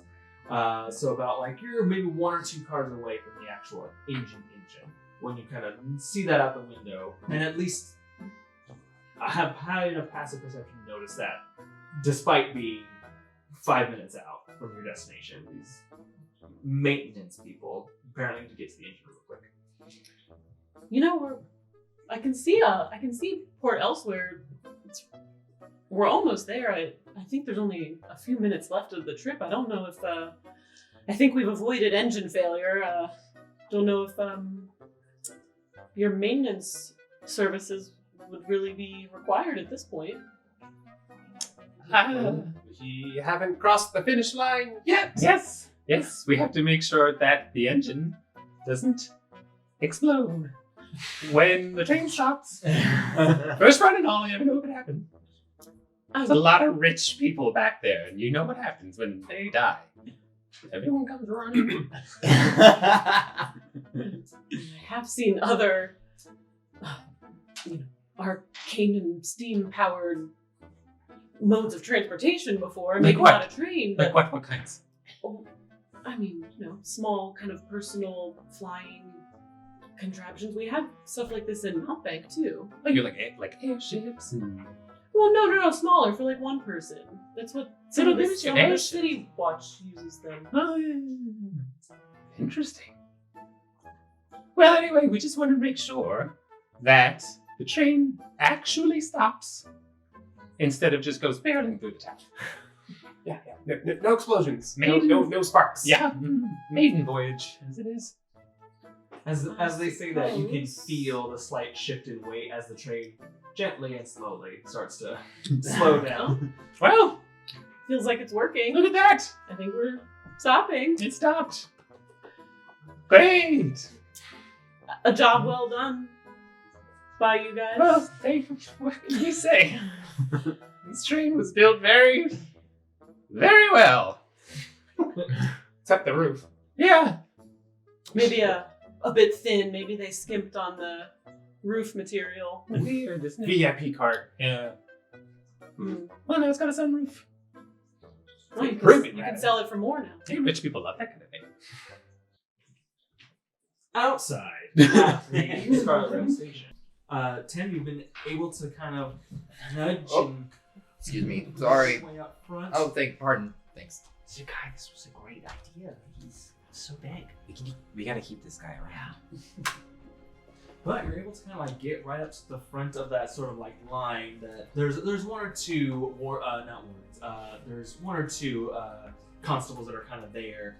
The city guard in Abenthal are considered called constables, and they kind of made a little lot of human kind of barriers, just keeping people back away from the platform.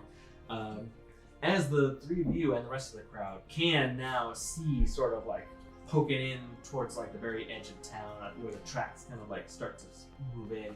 The Scarlet Rail, this massive steam engine that's kind of just barreling down the tracks heading into the city. But it does kind of let loose a loud whistle before it's starting to slow its pace as it's starting to arrive. Here it comes. You see it? What's the mood in the crowd? Is it a little scared, apprehensive? Is it excited? Is it mixed? I mean, I Macy's want to Day look around. Like, Parade. are people like, this is the first time this has ever happened? Absolutely. Is what we're supposed to. And so, what are people thinking? Kind of Just looking around, there's 100% a buzz in the air. This is an unveiling of a new thing. Yeah, it's as if someone, a convention in downtown LA announcing the first flying car or whatnot. Yeah. It's gotten a sizable crowd, and people are talking about like what it could be. Oh my God, it's bigger than they expected it to be, and we're chatting things like that. But it's definitely a buzz of excitement kind of throughout the station. Is there any hints of like negative energy in the crowd? I mean, like having traveled through the crowd, like listening out, are there any signs of people who are like less enthusiastic, who might be more frightened, or Make an insight. just not that good? 12. 12? You're kind of getting a feel for the vibe of the station. It's definitely an overwhelming sense of excitement and anticipation in people.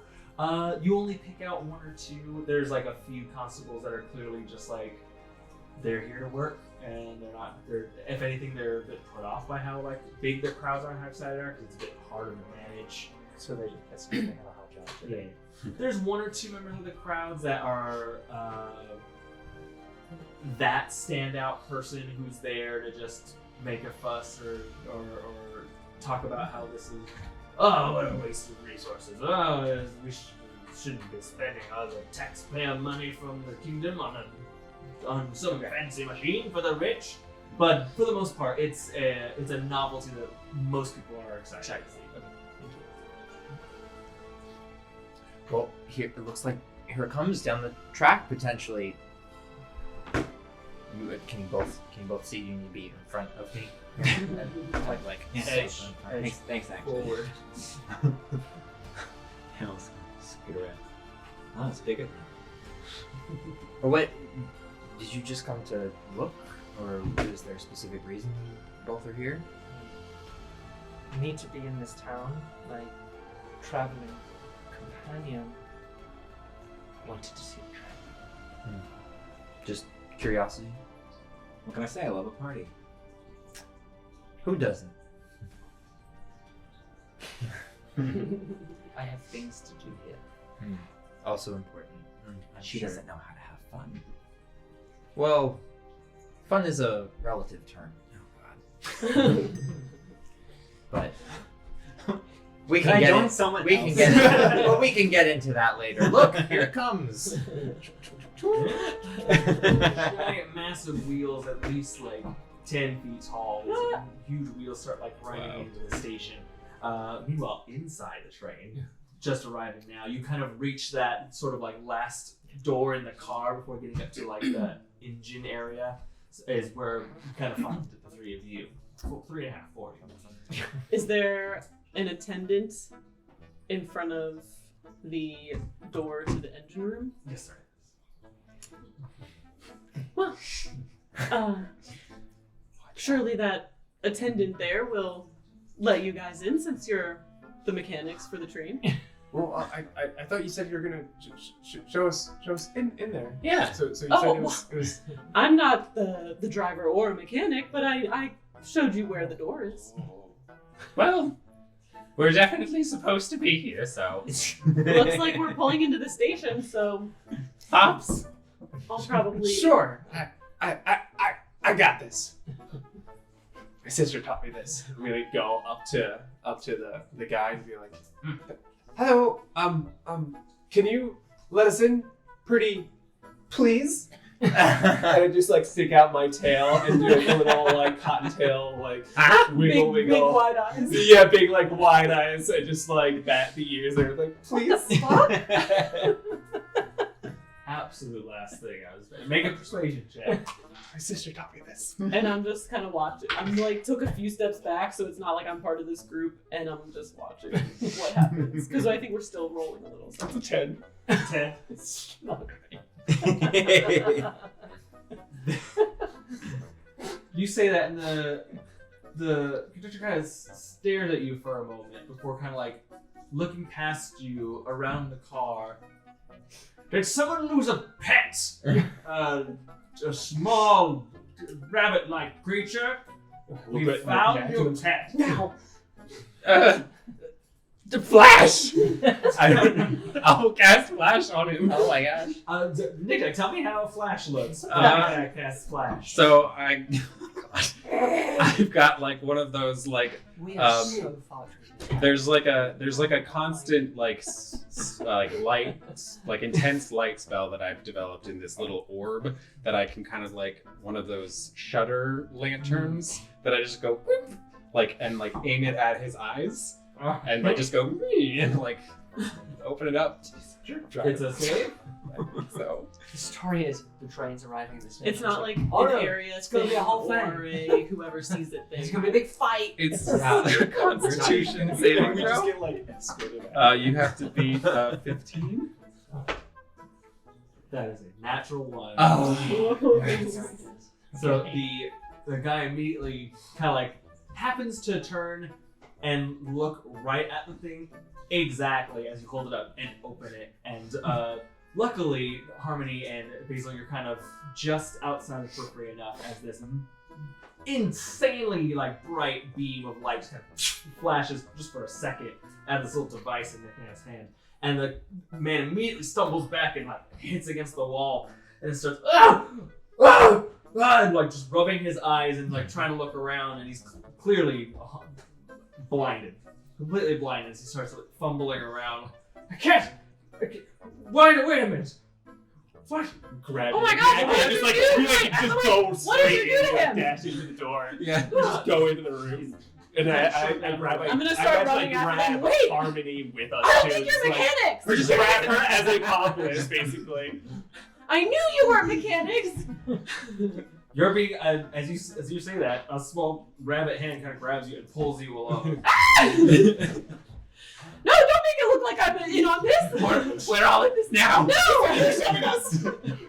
Bring us this is so right. Did we see a flash of light through the windows? Literally, as I was about to say, as the train kind of like slowly pulls in, everyone's cheering, and there's like fanfares, a local like town band. You are plays a trying to little hijack a song. train that has already arrived at the station. Where are you gonna No, I'm guilty by association! There's like If I get expelled! there's loud popping sounds as like Nik-Nak confetti, will figure it out. He always figures it out. confetti like pops out of like little things and like flutters down as the train kind of pulls in.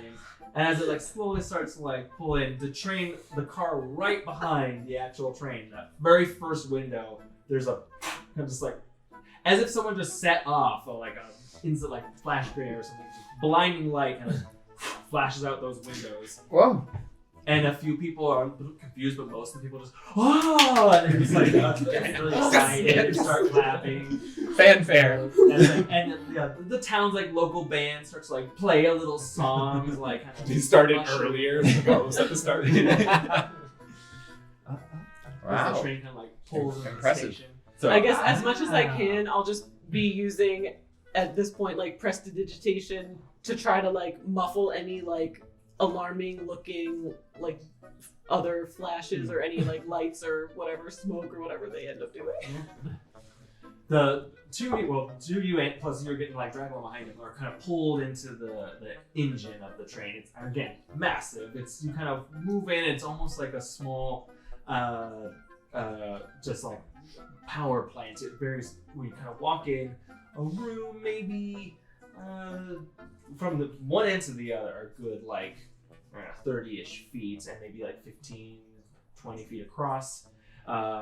There's a large like container on the side that is open on the top, filled with a rough red kind of stone, and there's a small kind of conveyor belt that will help get larger chunks of it to like the front of the engine, where you see there are a few engineers like in the process of trying to like pulling levers and slowing it down and doing that kind of the countless like steps that it takes to slow and stop this giant machine.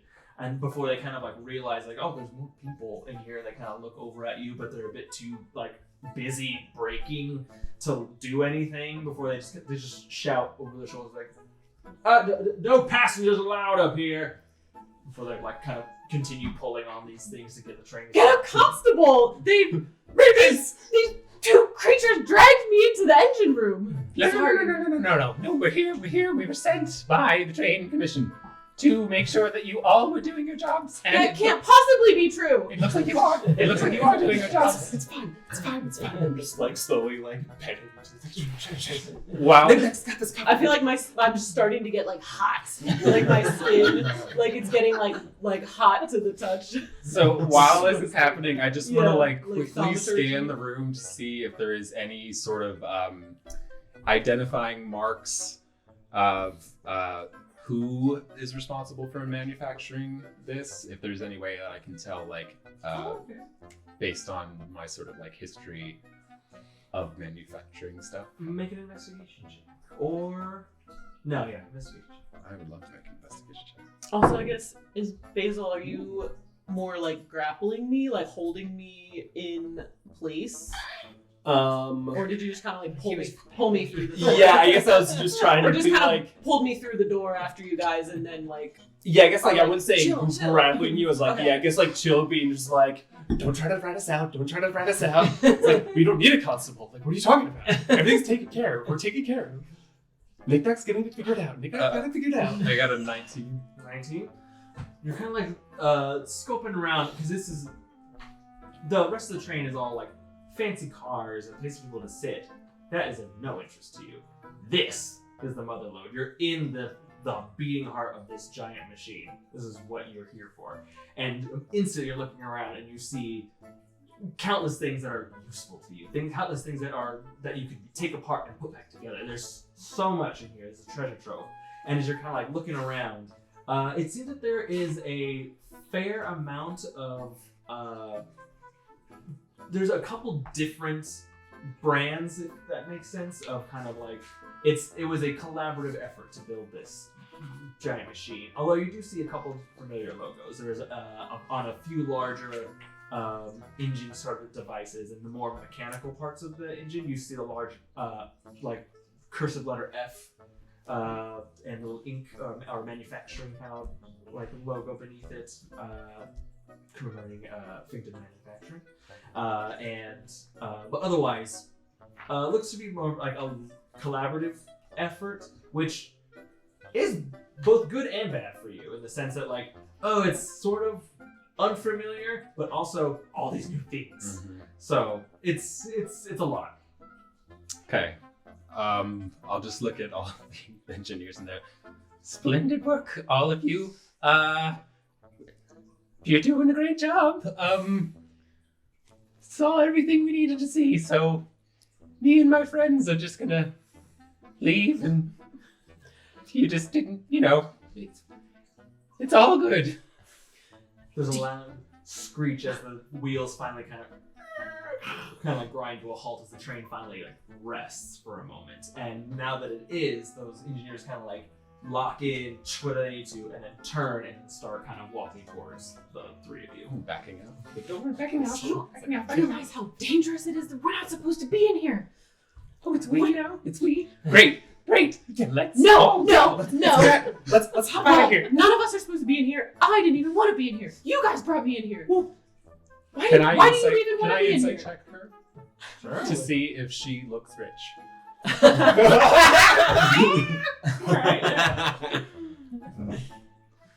Woo!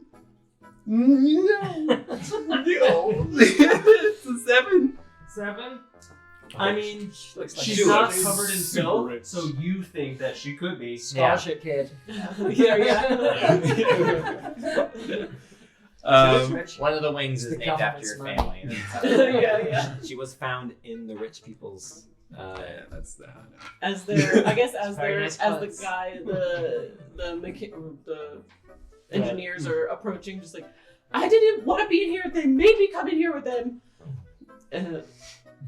Well, we were hoping that she could show us. No, don't No. You said you'd show us into the That's dance true. room. That's true. You did actually say that.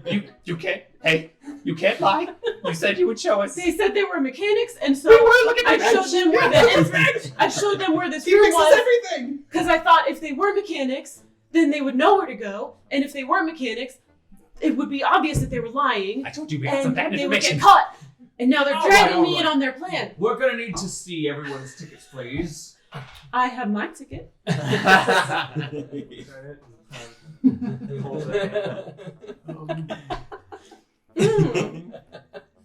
didn't mention anything about tickets. I have a wrench. It's just in this little. Close your eyes! Close your eyes! Close your eyes!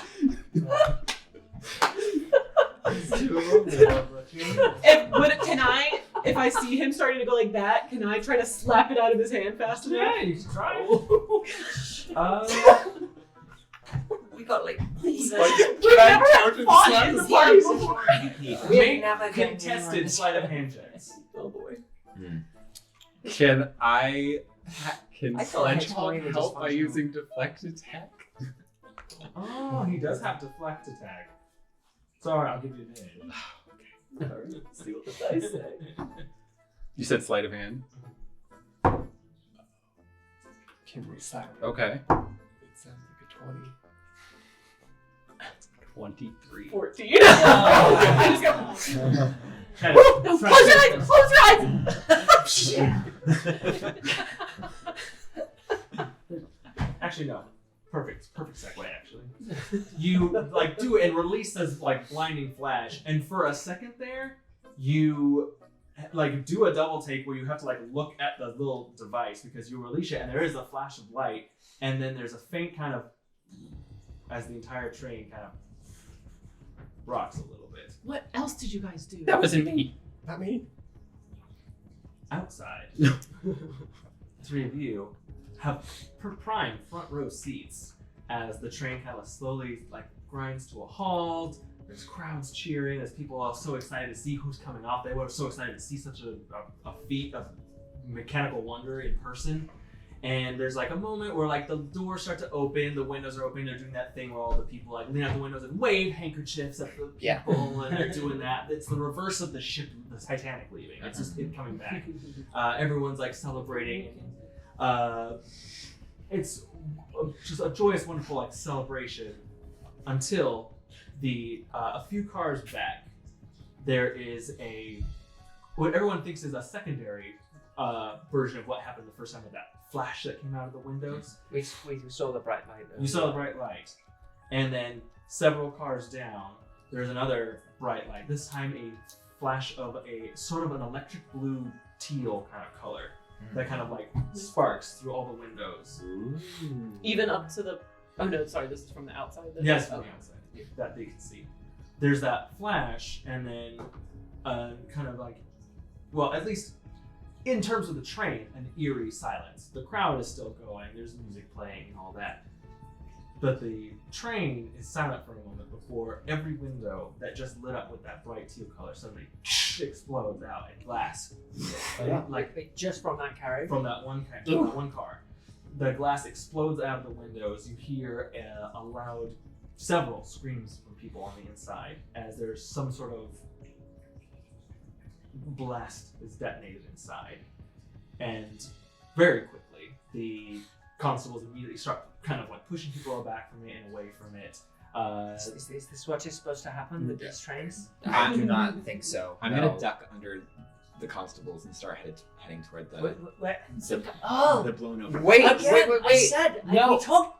I go after it. Yeah, I was saying, wait, get back behind me. I thought there was supposed to be. He does leading not you listen through. to these things. I'll like shoulder my shield up and Beeline. with my staff and kind of like also push my way through the constables behind. I'm calling. We talked about running off. We don't know what just happened. Please be careful. Someone might be hurt. You're kind of like coming up What to do you do about that? Well, I can help with that. If someone is hurt, I can help with that. Yeah, there. See, There's like a faint trail of that, still that teal, like electric blue teal kind of smoke that's like billowing out of these like now shattered windows. I'm gonna pull my thing up, kind of covered. You can hear still like faded, not like as instant like something just happened screams, but screams of people in pain or injured inside. But you do see from the outside, you see through the window past the billowing smoke, a few figures kind of go by. They're all hooded and cloaked in a kind of, all wearing almost the exact same thing, a kind of deep, like, again, like traffic construction sign yellow robes. But there's flashes, they're kind of splattered, almost like as if they've been acid washed, like a sort of dye that has been splattered here and there that has corroded the fabric and has left a sort of like electric teal kind of like stain on them.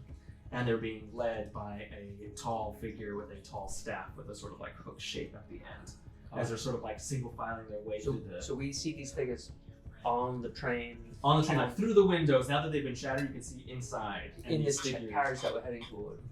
So as we're running toward this, like following Zakkai, I'm kind of looking around. How are other people reacting? Are there other authorities reacting quickly? Is there anyone else intervening? You see that they most likely would if every single constable was not already sort of like forcibly put into crowd control. They weren't intended to be, but because the crowd has been already there, people are trying to like get looks. Some people are instantly just turning and leaving. Some of them are trying to follow suit like you and get closer, but the three of you are able to following him. The three of you are able to kind He's of intervening. before that there are a few there, but they're keeping people at bay. So they're doing crowd control. So there's no one else apparently in charge, like law enforcement. Nothing is. Zakkai, where are you going? What?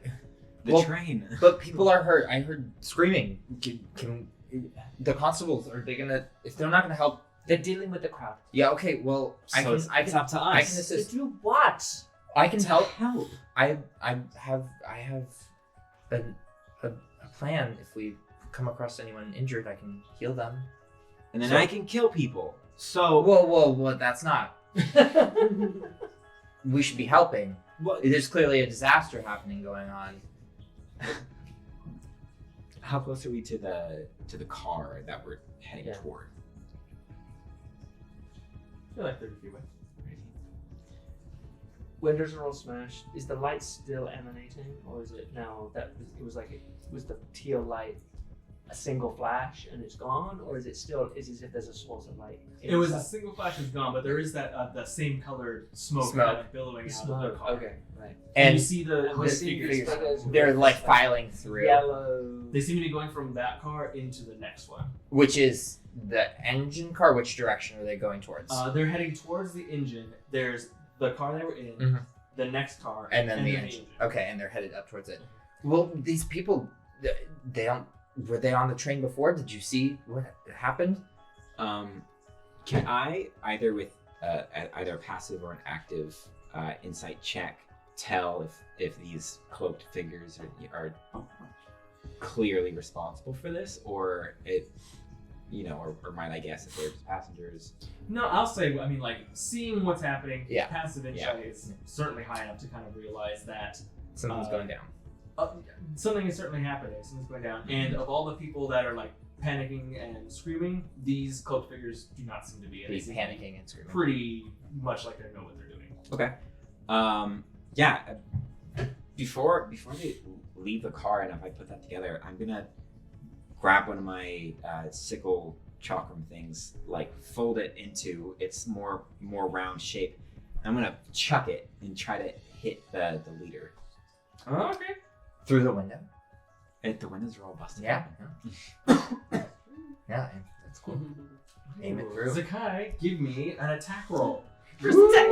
Oh, Oh, that's not First attack of a Y'all, legitimate enemy. y'all been Enemy. crazy. Yeah. Legitimate enemy. First attack. Other than random. dirty 20. Innocent. Or almost ourselves. right. Yeah. Yeah. Intra party fighting.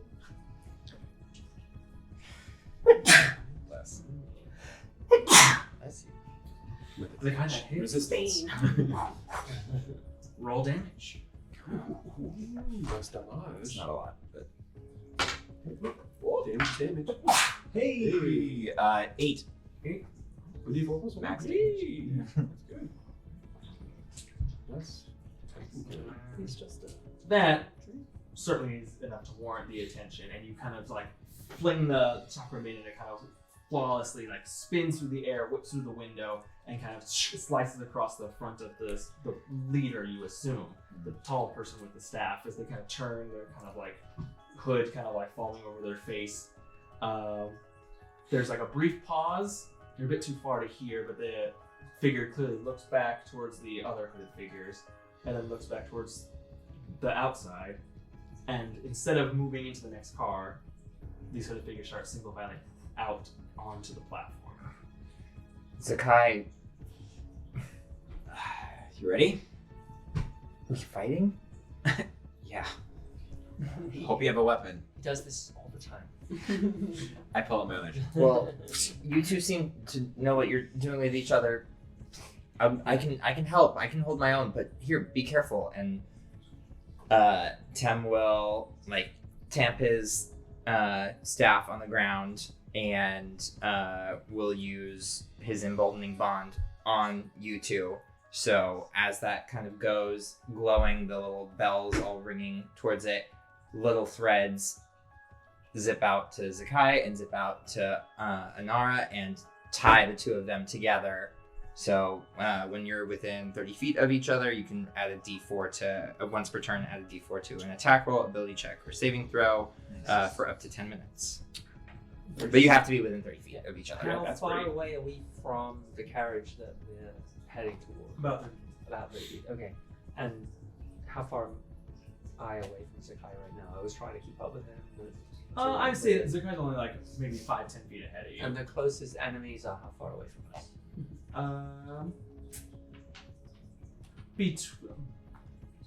They're on their way to being 30 feet away from you, but they're closer like 40, 50 as they're inside the car, but they seem to be coming. So they're mostly within 30, 40, 50 feet. I'll pull my longsword out. As you all kind of stand ready, And I'm going to be backing up with Zakkai. kind of like heading in towards it, Tam kind of staying behind you now, like linking you two together inside the train. The two conductors like kind of fall back, both fail their constitution saves. Kind of also again like clutching their eyes, and they're like, I can't see! Stop And then- hurting people. They're fine. Once again, They're I'll just grab temporarily Aubrey's hand blinded. and we will just bail out of there once we get Bye. Just grab her hand and just, let's go! Towards the boom? Yeah, we gotta see what's going on. This train could explode. What? Yes, let's go. Let's go. I am actually somewhat of a mechanic, so let's go. I'm like, fake reluctant, like, I'm not gonna be caught by these guards. Let's go I here. don't want to blow up, and so I'm like, You don't want to I get caught either, right? Ah! Come on. You all three kind of like move out from the engine into the previous car, and you can see like through the car to the other end where it connects to the third car. There you see a few hooded figures in like this kind of yellow ensemble with that kind of acid teal splash on them, like filing out of it onto the platform. You can see behind them, the car behind them is billowing that kind of smoke. There's debris and destruction all over the floor. You can see, even from this distance, there are a few passengers that are either passed out, if still alive, kind of on the floor of that car. Are they like actively like harming passengers or like doing anything to like the pass out ones? Does it look like they caused any like scuffle or like violence themselves throughout this car? Make a perception check. Mm-hmm. And when I see like a car and a half away, the yellow robe people, and like put at least a little bit of 2 and 2 together, that I caught that on the main lady the first time. Can I check them? Can I look down at them too to see if I see any like yellow robe or something similar on them? Oh, yeah. 13. That's what I would do. She doesn't trust anyone. Of course I rolled high for that. That'd be a 30-20 if it's perception. It is, and you're kind of like look between them. No, other than technically Sledgehog is gold-ish, but otherwise Like, I don't think they're they don't seem to be affiliated. You guys didn't have anything to do with that? No, we were with you the whole time. Yeah. We were right here. Basil, the only thing that you kind of catch, they don't seem to be actively doing anything to the victims. You do see the very last robed person in line is trailing only because there's 5 that you count total. The first 4 are kind of like starting to file out of the train. The last one in the back is still kind of crouched down over one of the bodies in the room and is sort of like sawing at something before there's a sort of like stop, and they kind of stop, throw the saw away, and you see they're collecting about like a foot by foot box, and there's like a chain that kind of is coming off of it, and as they pick up the box and start moving it, the chain kind of falls in behind them, and there's a severed hand handcuffed to the chain as they're kind of like running with it. And how far away is that from where I am? At the end of the train. There's still one car between us, or is this all in the next car now? That's all in the next car now, Okay. essentially, because you've moved from the engine to this car, so you're just basically a There's good, the like, second one back from the yeah. You're only about like maybe 30-40 feet down the next car from the. I recognize those yellow robes. Is that a hand? I think so. It looks like they're hurting people. We have to stop this. We didn't say anything about fighting. They're hurting people. You broke under the train and you don't know how to fight? I know how to fight. And I'll take out my like little boomstick. We never intended to, but we have to defend ourselves. Yeah. And clearly, they're hurting people. Yeah. Well, whatever you brought with you to defend yourselves, let's go use it to stop these guys. What about you? Can you fight? I'll end up be like, and take my, kind of spin my like harp around, and I'll just go like, ring, and I'm like, after a fashion. All right. I don't get it. You'll see. If it's anything like you did to me before, just put a little bit more bravado in it or something. Okay. Amazing. So the 3 of you sort of like are I guess almost, we're just running it. yeah, like almost kind of pincering and following around without even realizing it behind the enemy, while the 3 of you are kind of standing out on the main platform as these 5 rogue figures kind of file out. I'm gonna need everyone to roll initiative for me. Yes! Let's go! Yes. All right. Not bad. Not bad. Pretty good. The jury's still out on, my nice, Yeah, my I'm main die. I'm like, rolling is this my main garbage die? I want it today. to be, but...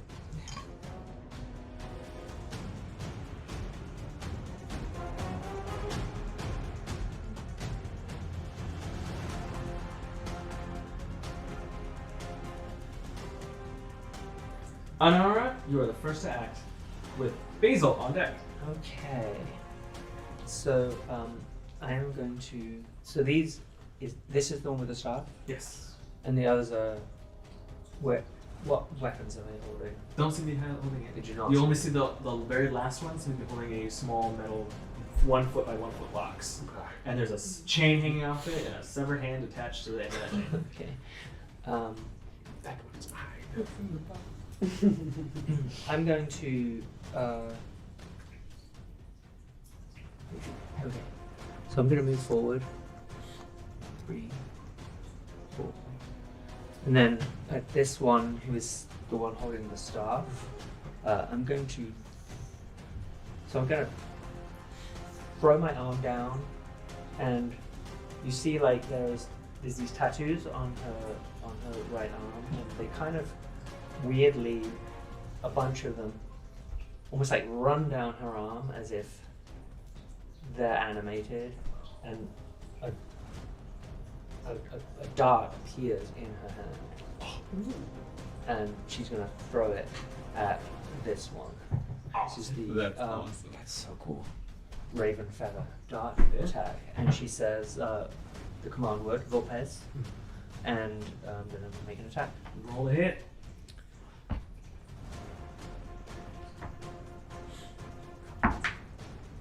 26. That hits. You're rolling crazy. Are we sure we're level 3? I know, right? So, damage is 6.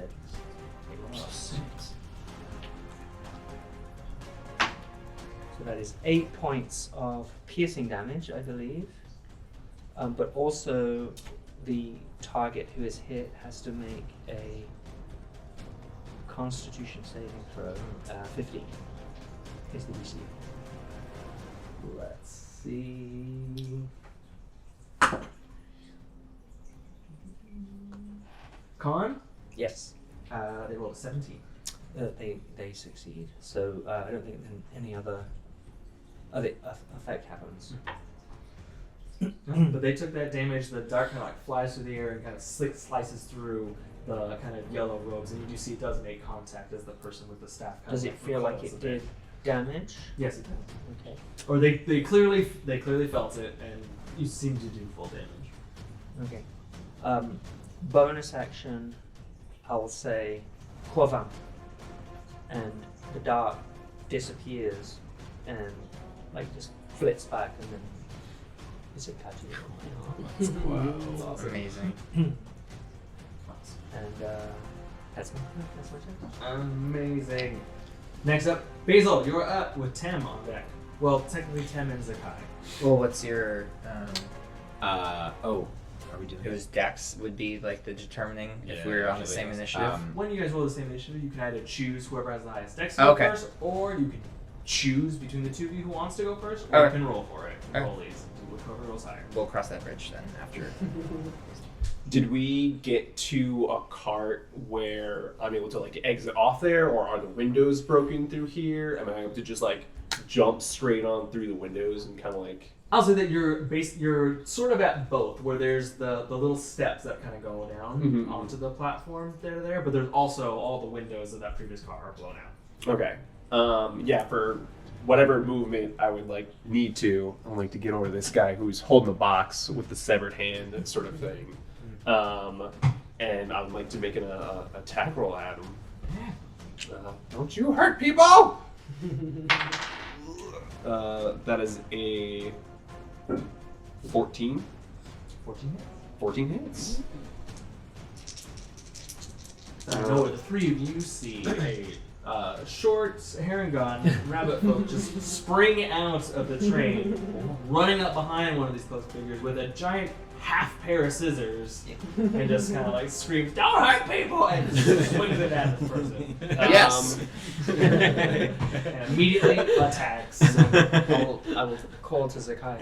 We have allies. thank God. I'm going to re-roll those 2 1s with, what was that? Great weapon Yeah. mastery? Yeah, the 1s and 2s. Sweet. That would be for 12 damage. Nice. Wow. You just like swing this giant like scissor, because it's not scissors, it's a scissor. Yeah, just like wielding it with both blades and just kind of like hack at him, trying to whack off. Just trying to like sweep the leg. Trying to sweep the leg, like whack at his leg, slow him down. I don't know what you're talking about. I wasn't gonna make a I He don't joke. immediately drops to a knee. That definitely like hamstring a bit. Did a good amount of damage. Get him at like eye level, essentially. Yeah. He eventually kind of falls on it, but he's clutching that box pretty hard. And then that'll be it. Or I guess I will bonus action Hexblade Curse him as well. As just kind of like a dark, as I struck him, a bit of like lightning surge kind of strikes down and kind of surrounds him, so it little jolts him every now and again. He's like trying to as hard as to hold on to this box and kind of turns rounds on you, but even the reaction is kind of stilted a little bit as he kind of turns, and it's jerks every couple seconds at these weird like jolts that kind of get at him. But anything else? No, that's it. All right. Tem and Zakkai. You have a higher dex, so if you want to go first, you can go first. Yeah, sure. I'm going to cast Crashing Wave. All of my spells are flavored very earthy, sandy, rather than whatever they were supposed to be. So since this platform is made of stone, you see Zakkai kind of like start to concentrate and hold out his hands as the earth starts to rumble a bit, and this like wave of stones like rise up from him and like kind of like in a domino effect ripple out and then hit all three of these guys in front of me. They have to make a strength saving throw. You kind of like do the like kind of like wave with your hands, and you, like you said with the dominoes, you can hear all the like tiles on the floor go as they kind of like roll up and down after them. All three of them. Yeah. Con save, you said? Strength. Strength. Mm-hmm. Does that include the leader? It would be whatever these three are. Okay. So yes. The Is the leader on in this? case you didn't know, the one with the staff is the leader. I refer to the leader. That's what I'm talking about. Does that make sense? Let's see. One all the way in the back. The one furthest that direction got a 2. Okay. As in this guy. Yes. Okay. One next to him got a 12. Okay. And leader at the front. 14. Okay. So he saves. The other two don't. And since he failed by more than 5, he will also be knocked prone in the process. Yeah. Nice. Okay, so it'll be 2d6 bludgeoning. So I'll do that per. This one will take 7. The farthest one, the one that's prone. The middle one will take 9. And the leader will take 11, but half it, so it'll be 5. Yeah.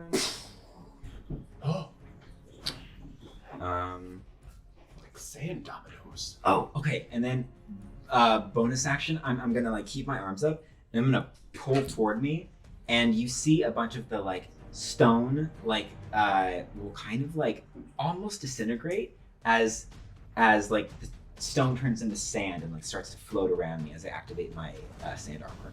Hell yeah. And that's my turn. Alright. Tem. As Tem sees Anara, his new wards, Anara and Zakkai, rush forward. Tem's protective nature kicks in. He's gonna, I'll scurry forward a little bit. Just 5, 10, 15.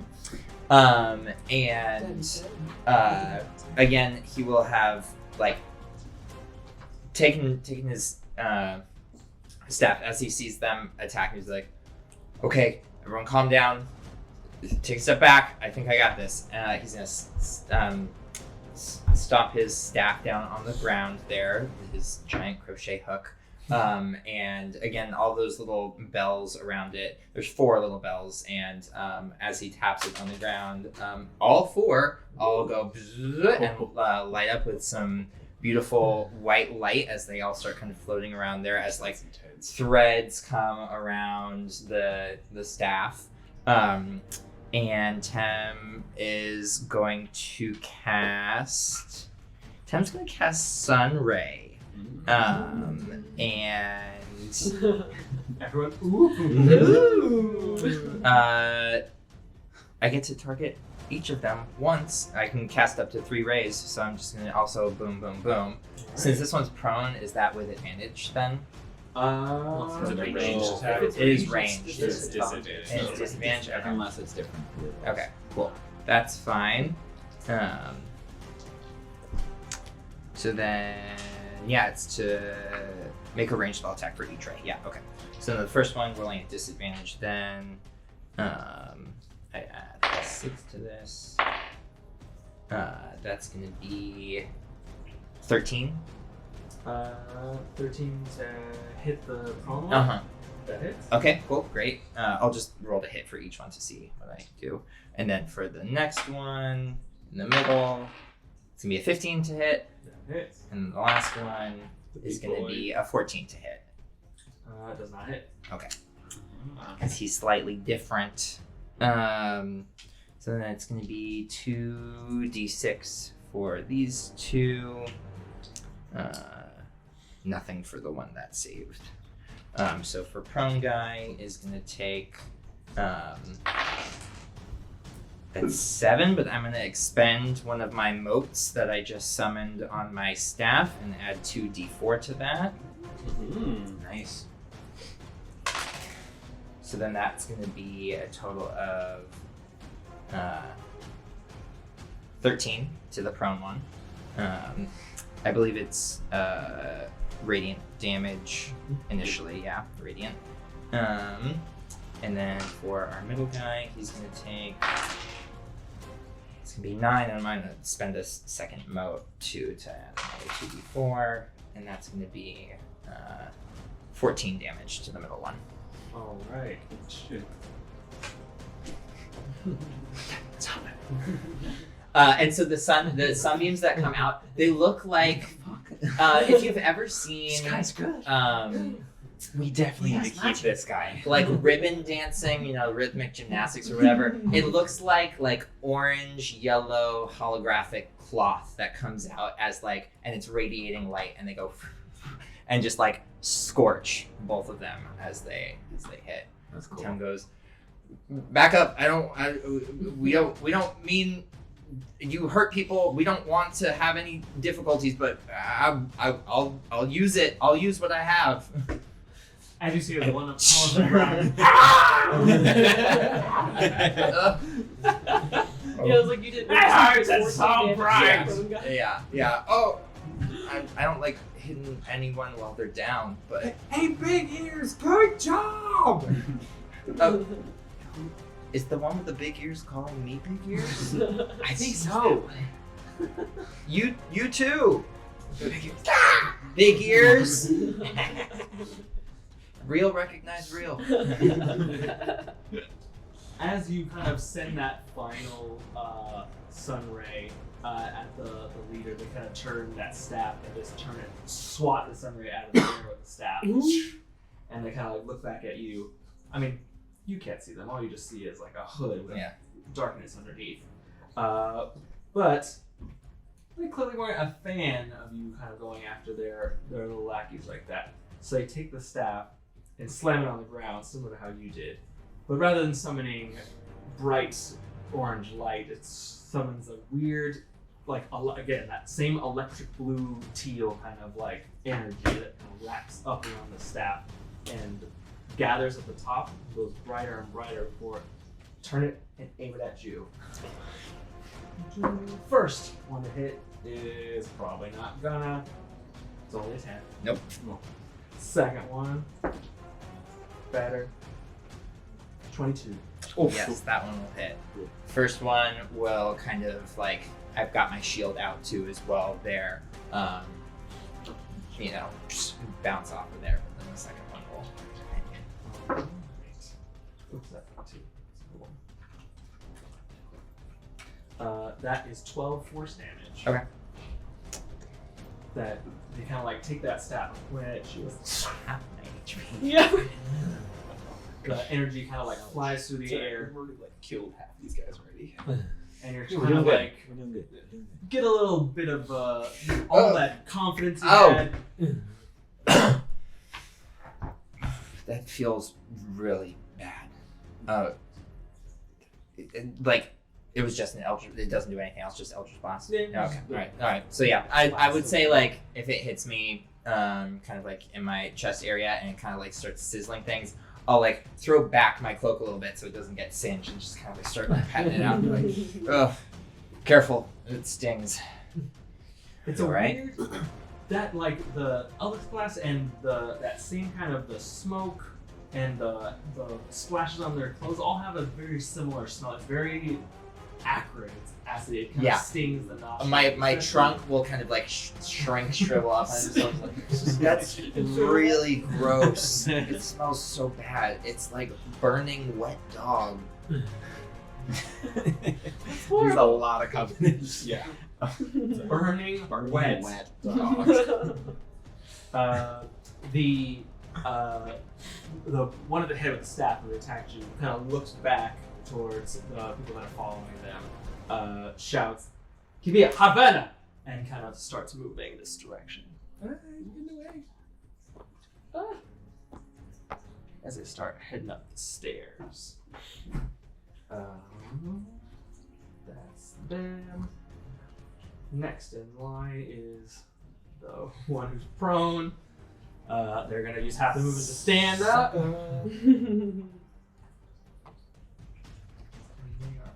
They're going to. They're gonna run up to Zakkai. Right up next to him. Once he gets within 10 feet, I'm gonna, as my reaction, use my swirling sands attack for a D4 of damage. That's 4. Damn, that D4 is really good. Serving me one. They're kind of like running up to you, and as they're kind of like. Oh wait, you get a con save for that first. 2. Okay. Oh, well, 3 technically, but they rolled 2. As they kind of like get up and start running at you, it's a little unnerving how quickly they're able to just kind of like get up and just run at you. It's very like 28 days later where it's like, oh, you're moving too fast for like someone. But they're kind of coming at you, but you do kind of like move your hand and just through the air, that swipe of sand kind of hits them, and it does slow them down a little bit, but they keep coming at you. And they're gonna leap at you, and you see their hands kind of come out from beneath the robes, and they're dripping with that same kind of like electric teal like substance. And they go to touch you as they cast Inflict Wounds. So they close the next 5 feet. You're gonna roll the hit.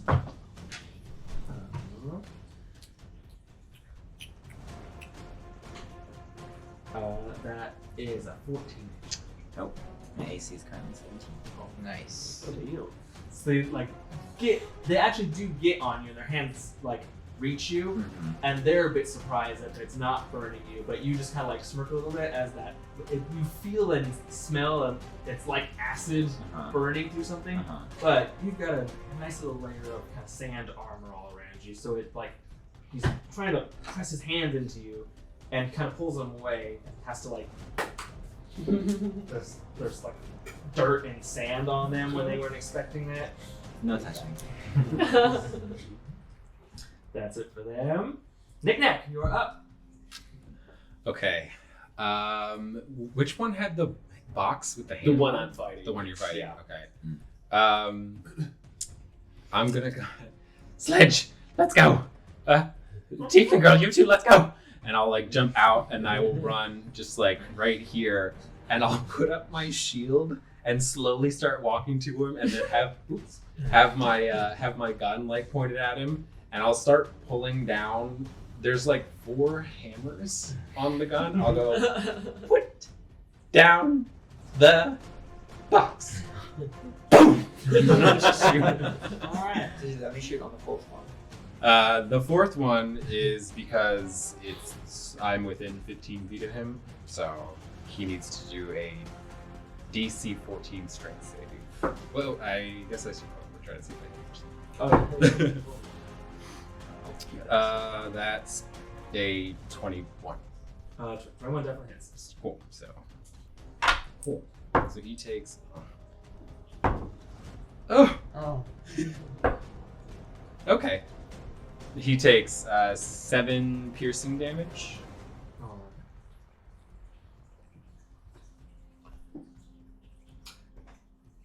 Nik-Nak, show us how it's done. Hey. How do you kill this guy? All right. Well, let's see.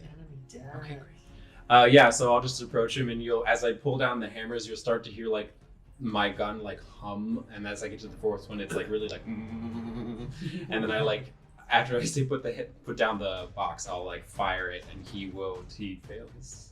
Oh yeah. Yeah. Okay. So he'll like just start like I'll shoot him like basically in the back, and he'll just go flying forward as like a hole punches through his chest, and he flies like 10 feet in the air and falls onto the ground with the box in front of him. So. Yeah. This hooded figure just bloody skids to a halt at the platform, and this like 1 foot by 1 foot metal box kind of clatters a little bit to the ground there. Like a chain behind it, and there's a floppy severed hand that leaves a little blood trail behind it. Nice. And I'll just go, Pops, get that box. I need that chain.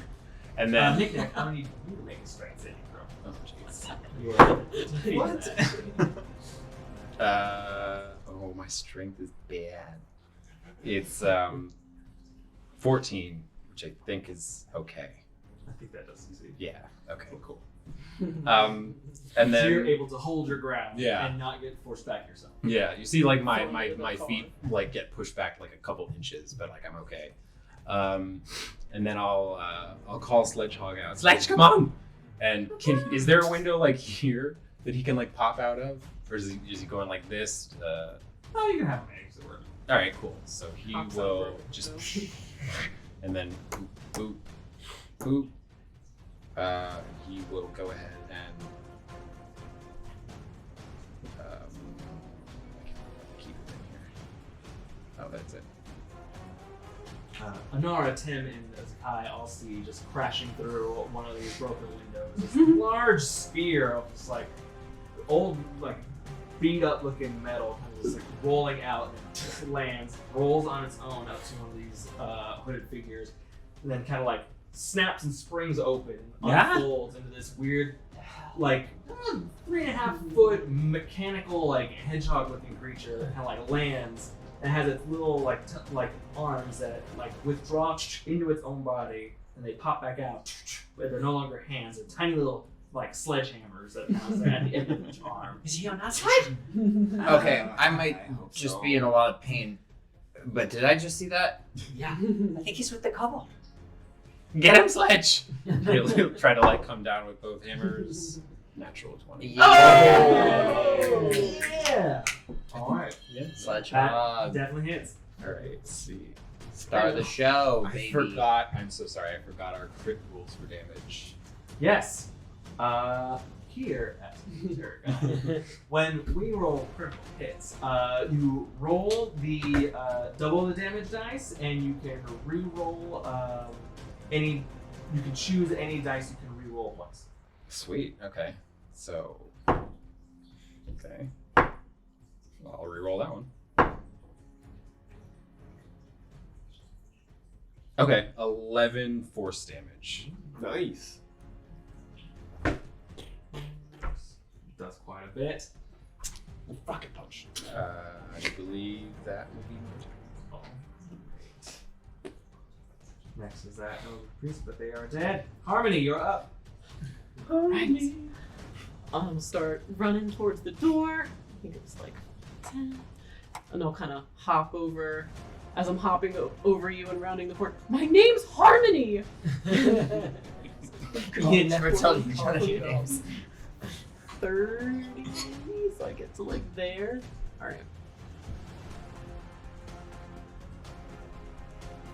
Okay. And I'm just running that way. Don't let them get away! And I'm gonna send a firebolt out at the main leader. Yeah. 22. 22. Oh, that hits. Nice. Nice. What? No, that would be shield. We'll just say, and so as I'm running, I had my lyre already out in my hand, and there's a little red string on it. And as I'm running, just like getting like my skin kind of hot again, and just a little flare in my eyes, and I just like pluck the one string, and it just sends just a little. It's like a thin line, like the string Yeah. that then just like kind of hits, like kind of flares out at the end. And like hits the back of them as they're kind of running. it like bursts in this little kind of roll of fire. So yeah, roll damage. Ping! What is that? It's 2 damage. And take that. Anything else you're doing?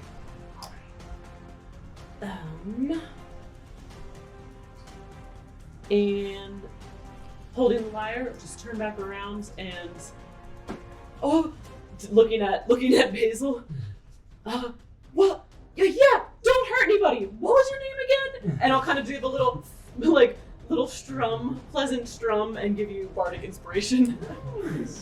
I start doing a little toe tapping bit, and I just start dancing around and just like hopping like wild. It's like, ooh, my name is Basil Flufflehops. And I just start dancing around, hearing a good tune. Let's go, Basil. Ooh, Cutest thing in the world. music. Ooh, play more.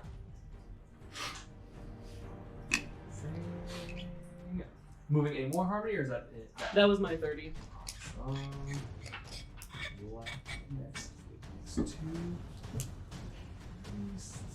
The one behind Sledgehog is gonna turn around. What did you? A hefty die. He is also going to reach a hand out from underneath that cloak and try to grab at Sledgehog with that hand covered in that electric teal kind of slime and do inflict wounds on Sledgehog. No. Does a 15 no. hit Sledgehog? Just hits. Right. Wounds is 3d10.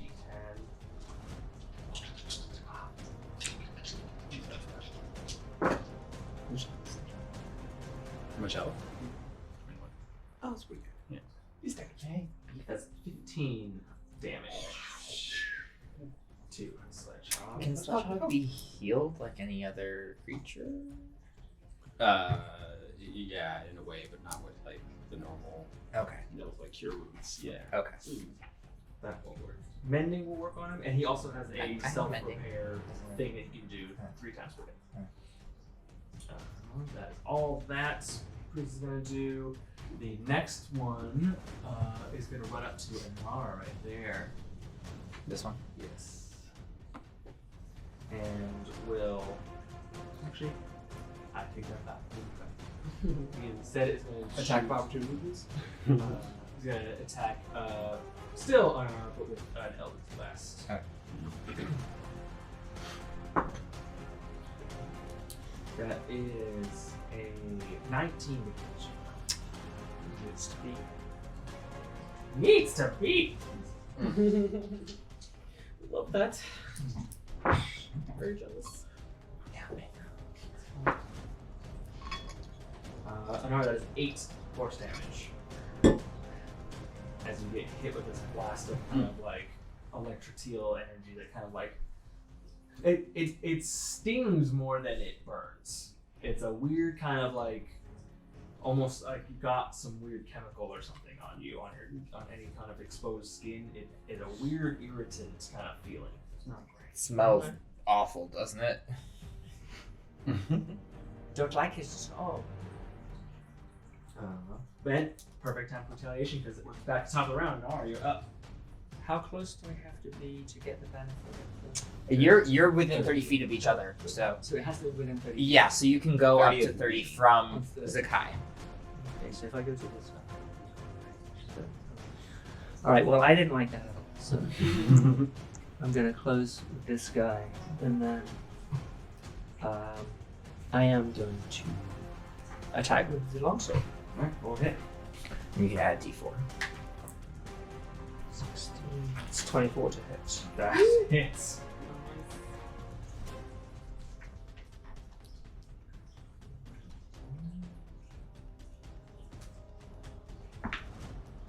8 points of slashing damage. Ooh, Anara, show that stat. Ooh. That thing you did bad. And just one super easy, clean sweep. Clean. That sword just slices right through that fabric. And Did that not like. hooded head just kind of topples right off, and the body kind of slumps down to the ground. Hell yeah. Tem trumpets. You go. I have to learn how to do that better. Your only mission. Yeah, I know you can do it by going through your hands right here to make it sound like an elephant thing, but I can't do it yet. I have enough movement left to then just, as like finishing the blow, like kind of spin around and then make a quick step this way, and then you see her kind of, one of the hexagon tattoos on her skin kind of pulses in a purple flash. I'm gonna key point flurry of blows. All right. Nice. Hell yeah. Take 2 Monk.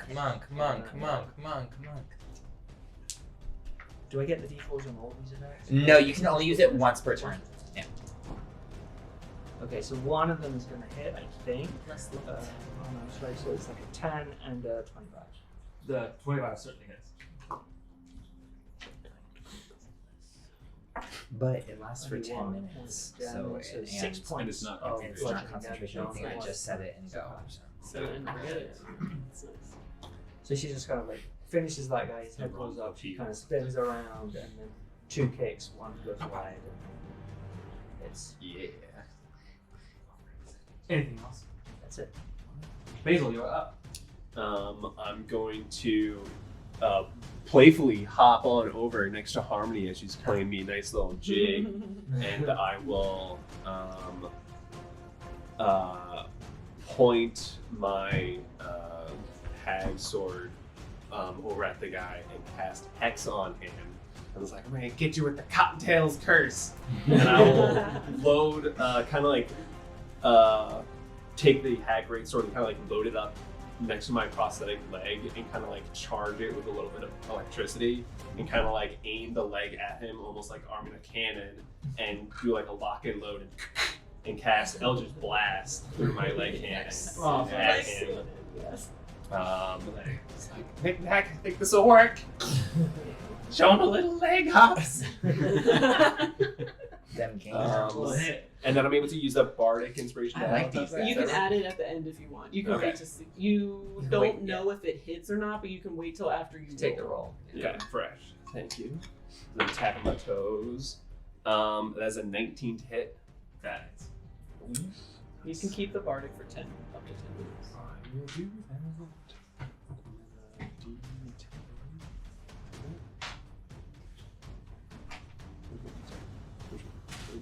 I think that was it. You had- Okay.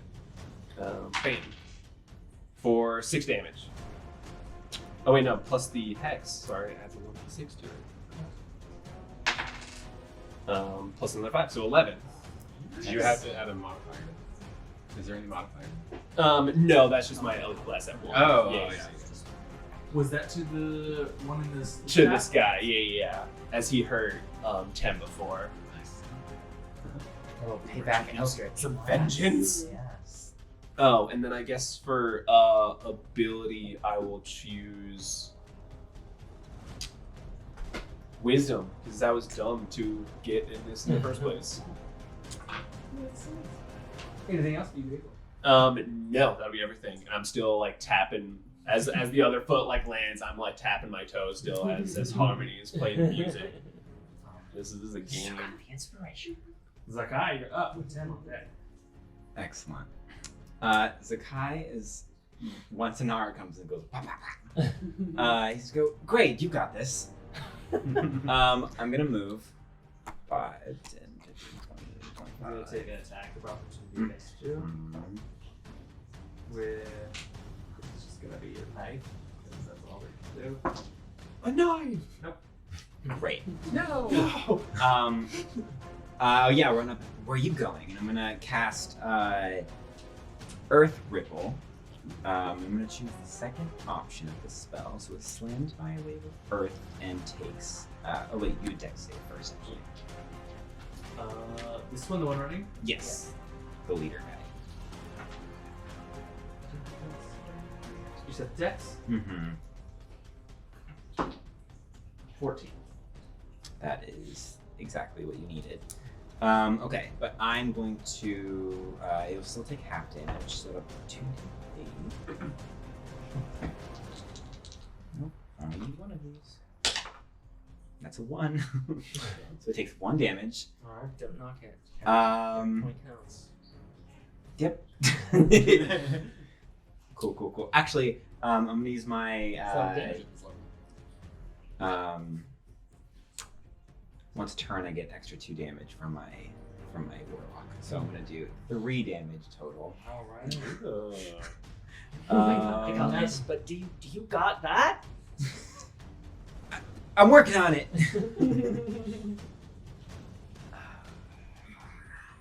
Yeah, I think I'm out of options. Maybe this attention. Hey, ugly. Where you think you're going? That's right there. Alright. Yeah. What could you do about that? Damn. After Tem sees mysterious Harengon do some payback for him. Firstly, thank you. Second, I didn't like that, and he'll cast Sunray again because he really did not enjoy getting hit by that Eldritch Blast, and he's gonna go 1 on this one and 2 on that one. Get him. So we'll deal with this guy first. That's gonna be 16 to hit this one. That is. Okay, and then first on that one is gonna be, that was a nat 1, unfortunately. But then the second one, hopefully better. That's an 11. Must be wearing Boo. sunglasses. Yeah. So again, it's like 3. They're like streamer ribbons that are like iridescent, like embroidered, look like cloth, and they just shoot out from Tem's staff. And the one that hits this one here is gonna do. That's 7 damage, and then I'm gonna expend my third mote to do 2d4 more. That's gonna be 12 damage total, 12 radiant damage total to this one. Nice. Total. Mm-hmm. Damn, show us. So the iridescent shining ribbon shoots out from Tem's staff and wraps all the way around and like envelops the cloak in it, singeing and burning it as it goes with like radiant light, and goes all the way up to around his neck, around the neck, chokes him out, like scorches him, and then he falls over. Gnarly. He's kind of like trying to tug at this like celestial ribbon as it just falls down, and this becomes this smoldering pile of like body and cloak. Shouldn't be mad. Well, Yeah. I think that's it. That was action. And I'm gonna move just a little bit this way on 5, 10, 15. That's it. Anara will follow just like, this big guy is pretty good. Oh God. Hey, this guy, please.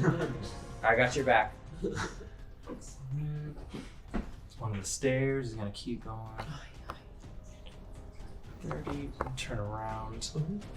High ground. Gonna take that staff and kind of wave it through the air, leaving behind this trail of that kind of electric teal energy, and kind of like wraps it with the staff and points it down to you, Zakkai. He's gonna use Prophecy of Doom. Please make a Wisdom saving throw. You can add a d4 to that saving throw. I mean, I have good wisdom, but thank you. Oh, that is big number. That's 23. Oh, okay, let's see. Nice. Big number. Had to do the math.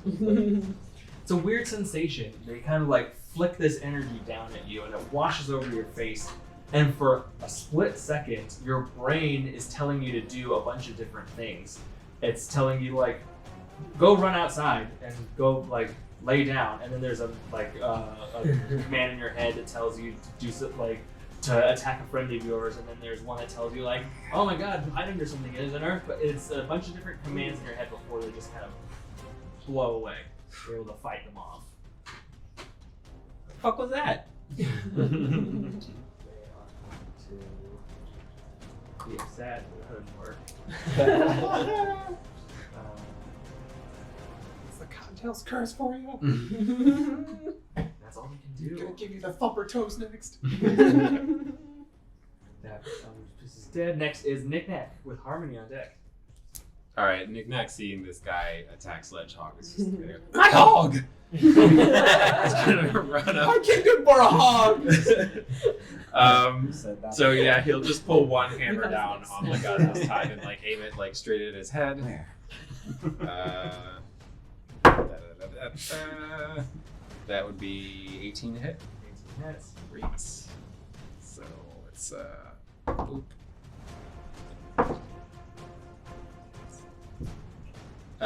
10 force damage.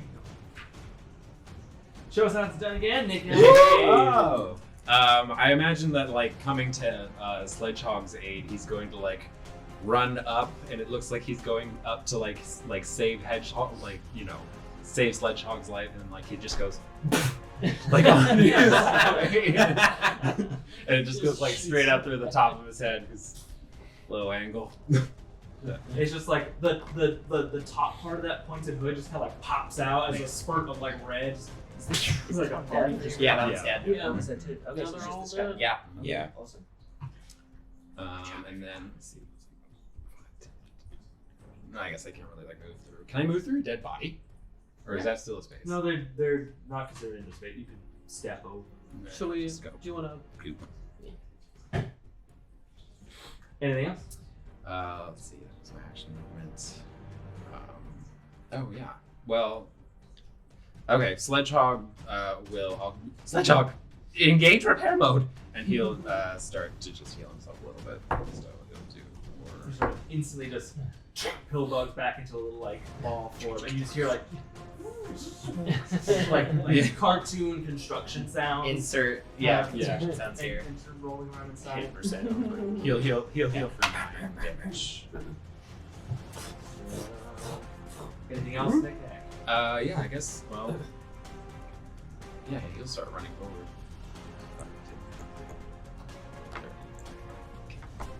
There we go. 40. No, 30. No, 40. Roll in that direction. He's 40. Yeah. Fast. Hey. Harmony, you're up. I'm gonna keep running as close as I can. All right.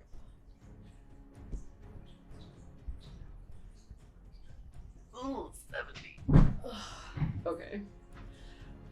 Oh no, that's okay.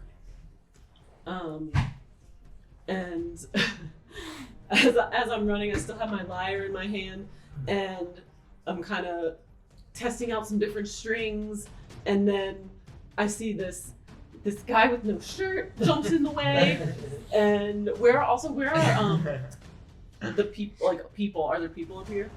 Yeah, I would say that they're being basically held back. Those that have not already like fled, Scattered. yeah, or scattered, are being held back by constables, either like off to the sides here. There's not any like upstairs. No one in the No. blast radius, the splash zone. Okay. Should I move? Well, as I'm running and I'm kind of looking at the person, like, not acid, and I pick a few different strings to pluck as I'm running, and then I just go, shirtless guy, duck!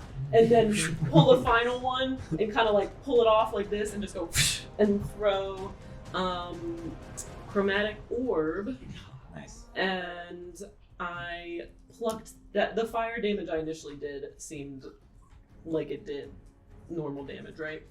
And so I'll just pick that red string again. I'll end on that red string, and then kind of from the string in my hand is like a swirling. It's not too big, but like a kind of handful size red fiery swirl, and then I just fling it at them. Yeah. And Is it? They have to roll the save, or do you it roll? is an attack.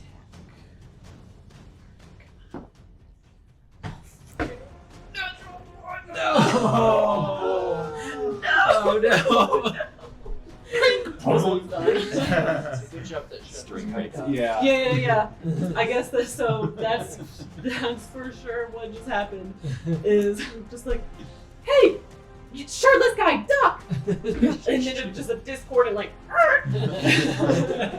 and then Nothing goes over. as I just pulled it too hard and it snapped, and then the little like palm full of fire just kind of goes like and fizzles, and I'm just.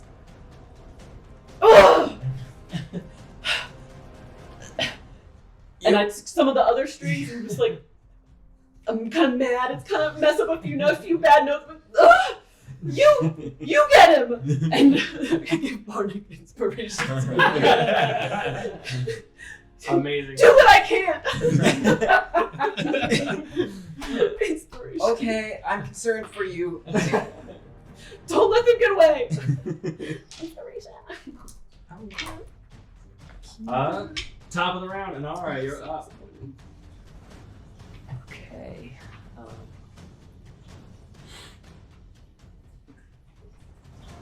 Weapon stone, weapon drawing. Decided to the whole turn. To draw or stow a weapon is bonus action, but if you're going to swap from one to the other, it's So that's going to be too long. So I will. Again, it's all good. I'm gonna another tattoo hexagon thing. Just sort of flashes and then goes dull, and she suddenly moves super quick. So I'm gonna step into the wind. Bonus action dash. So 2, 3, 4, 6, 7, 8. And just like Nice. Monks. I love it. shoots super quickly, bonus action dash, She's just like Anara's right past you. And there she insanely goes. quickly, dashing past Zakkai. So that's bonus action movement, and I will try an attack on this guy. Yeah, kick his ass. And I have the d4 because it's a new turn. Is it within Oh, 30 no, feet? no. 5, 10, 15, Close 20, enough. 25, 30. Yeah, something like that. 25. Jeez. To hit? Yep. That hits. Nice. Punching. And it is 9 points of slashing damage. It's like, Nice. you're not going anywhere! Hey, everybody. All of our heads swivel at once to look at the last standing man. Like suddenly standing right next to you. Anything else you're That's everything. Because I think Step of the Wind is a bonus action for the dash. So that's it. Alright, Basil, you're up. With Zakkai on deck. I'm gonna continue just hopping on over with one foot, keeping my aim. You're so slow. 4. I think that's dope. And then kind of like reload, like keep lining up the leg to just like reload and do another Eldritch Blast Roll ahead. shot from there. This 16 hit. 16. Just hits. Hey, no need for the bad. That is 6 damage. Oh wait, sorry, and then the hex damage. That's 10 damage. Nice.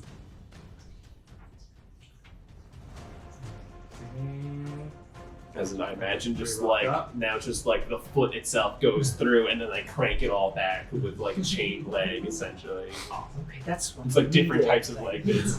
Okay, good. More of that, Rocket please. leg foot, and then More just of that, crank it please. back in. Anything else? No, that is everything. Fantastic. Zakkai, you're up. Basically, okay. Cool. I am gonna. Oh God, where are my spells? Like, We can use that really sympathetically. If you give someone Bardic and I have them with the emboldening bond, they can use both on a roll. that's right. I'm going to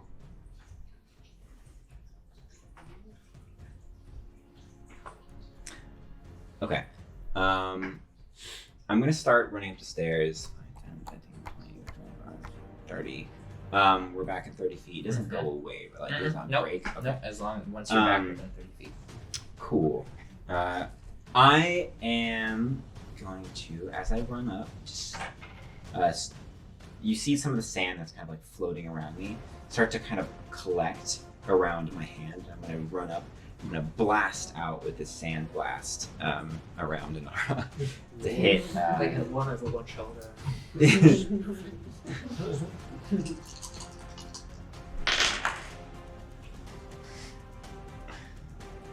It's a very confusing array. Because I got 3, 3, 6 plus this, so that's 16 total. To hit? Yeah. That hits. Just barely. That was all worth it. Yeah. Thank you both. there? I got a 3, 3, That was- 6. Oh, I was but like, all of the what? yeah. It's the thing and the thing. Okay. I'm gonna add my +2 to this. 10. It's a 1. That's 3 more damage. Oh, Yes! Pocket sand. Come on. Let's do it. The target also does a con save, and if they fail DC 14, they take thunder damage equal to the bardic roll. He also has disadvantage because he's. For Constitution? Or does it any? Oh, it's always. I think you put it on wisdom. Oh, I did put on Wizard. You're right. Sorry. You're right. Constitution? Oh, but Mhm. it's a cast. 16. Yeah. Oops. Next time. Now we know.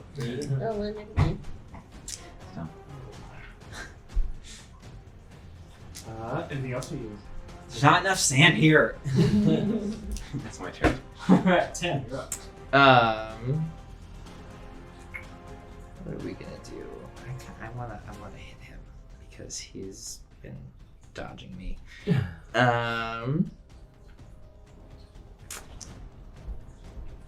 Having now narrowed everything down and encroaching on our final obstacle here,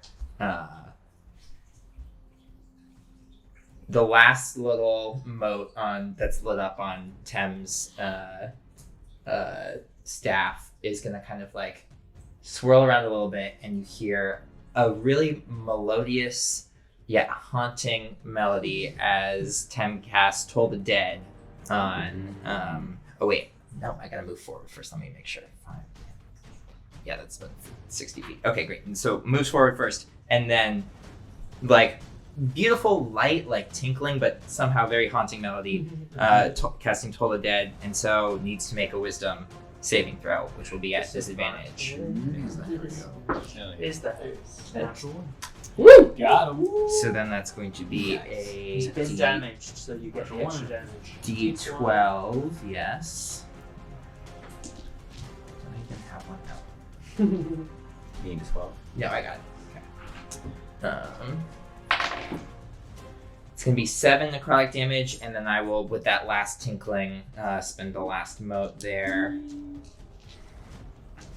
The little tinkle.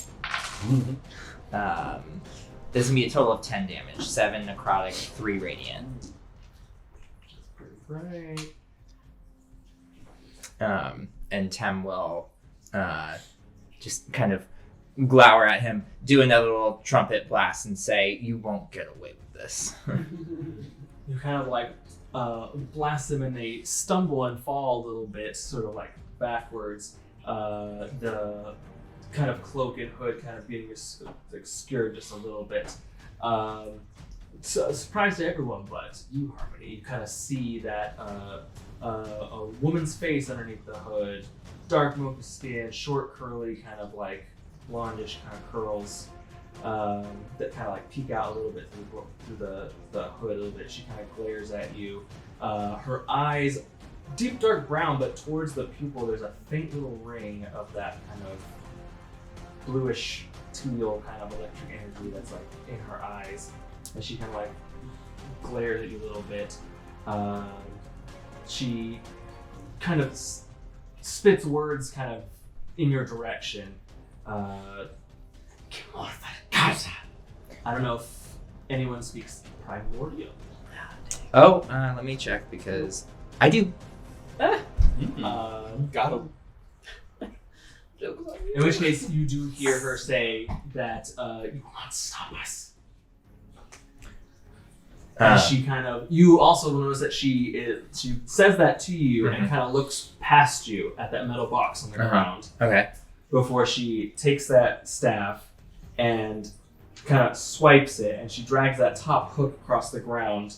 As she cuts into the ground, she opens this little like space, and she steps into it, casting Dimension Door, and she. Dang it. No attack of opportunity allowed.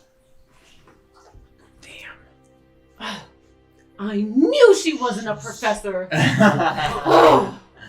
She just Wait, did Where'd she go? Did you know her? stepped through some Well, portal. no. What?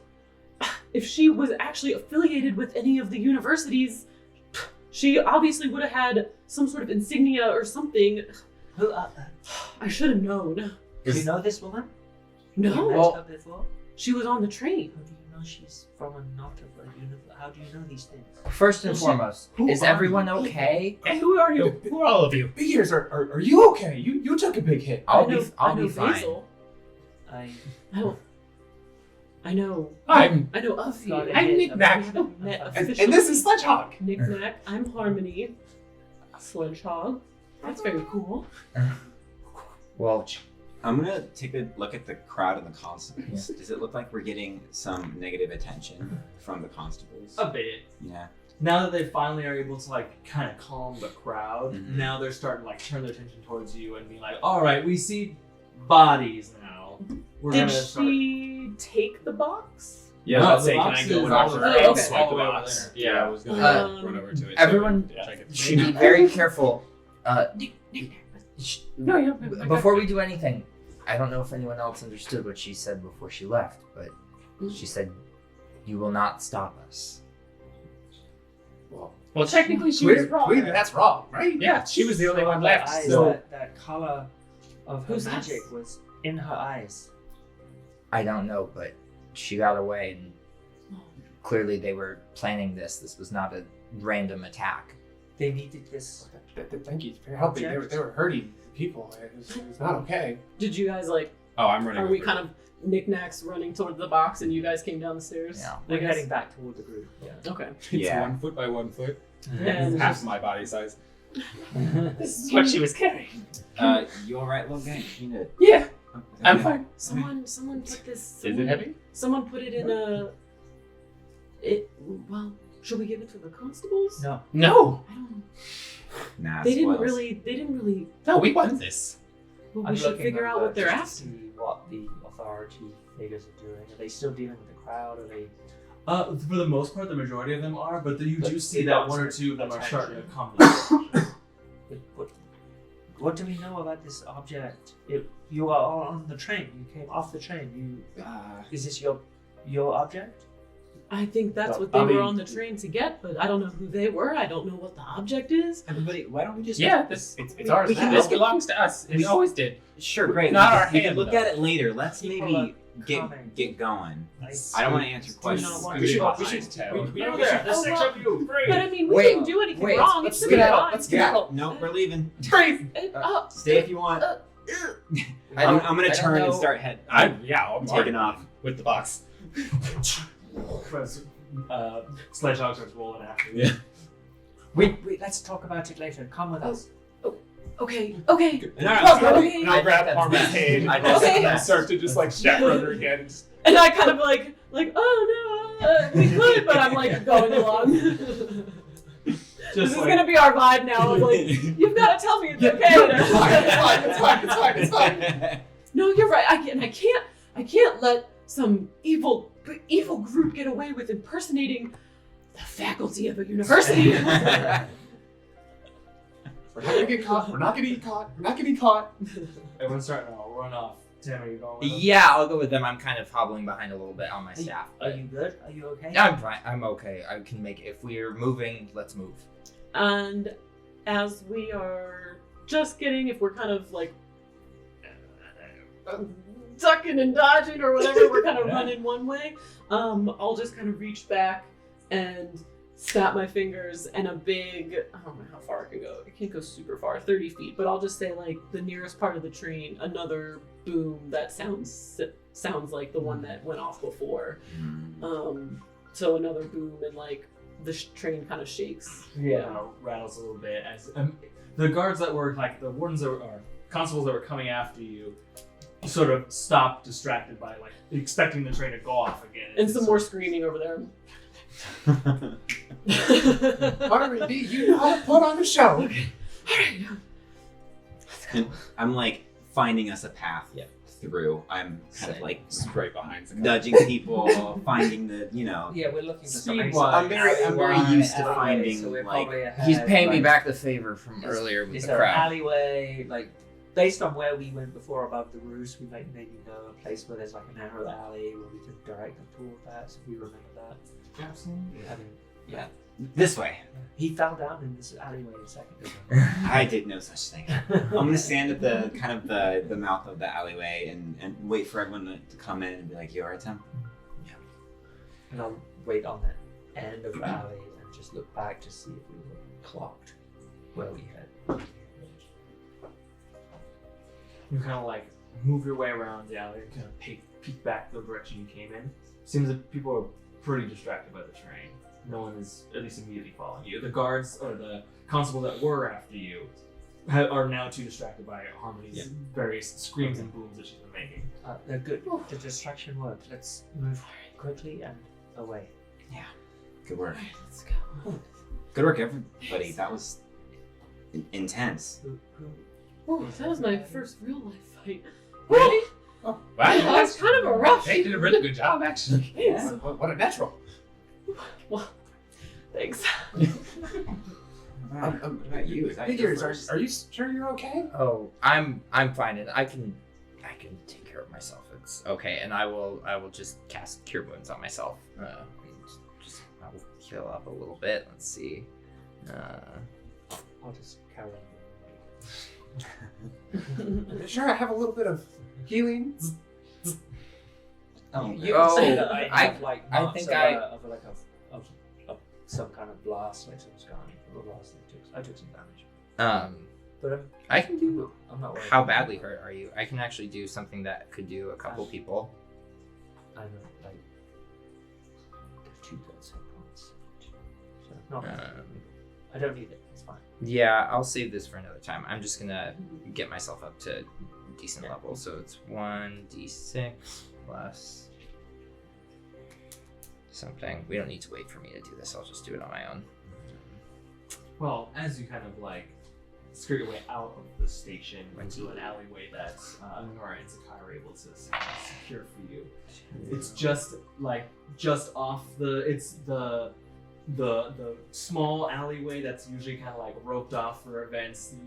How they do out here. It's like, oh, we've clearly like roped off this street and this alleyway. You can't like walk in here because of crowd control. Yada. But all the crowds are seemingly distracted and sort of out facing the station. So you're able to just kind of sneak out and through the alley without being detected. So at the moment, you're all safe for the most part, out of combat, but now in possession of whatever this strange item, the strange box, or whatever that this group was Mission accomplished. pretty adamant In the box. on getting. So it's Nik-Nak who's holding it. As big as his torso. box that's just as big as you. What? This is what they were looking for. What? Sure. What is it? I don't know. Wait, you want to own? You don't own this We don't box. know. This is not yours. The leader of that This is group now. was, It's ours was now. after it. Right? Ours. If they blew up a train to get this box, like, then we can't To who leave it is sitting They there. clearly hurt someone to get this box. Good point. Is the hand still attached to it? Can someone? Wiggle the I'll hand. take a look at the hand. I'll do Try to like start making it do No. like I'll just sort of Oh, see. please don't do cut that. off, is- Hey, is have- what- have did some you respect. see? Come on. Did you? I'm just gonna sort of like inspect it. Make a medicine check. Did you see who this came from? Meaning, who it was attached to? And he was sawing it off of, I think, one of the passengers in the car. That's true. If So- we had walked through that car, So at I'm gonna least look at earlier. it initially. I'm still a little confused, and you'll see Anara kind of shake her head a little bit, and then she starts talking to herself a little bit in Orcish. I don't know if anyone speaks Orcish or understands Orcish. I don't, but I can learn at some point. Nice. And one of the things you notice when she does this is that her voice takes on a very different tone, and it's almost as like she's arguing with herself a bit. So it's like, you know, I got everything in hand. I got it. And I'm gonna channel knowledge of past life to the role. Absolutely. That is 22 then. Total. Nice. Medicine check. You kind of just like follow the chain down before you get to the manacle with the wrist in, and you kind of hold up and look at this severed hand.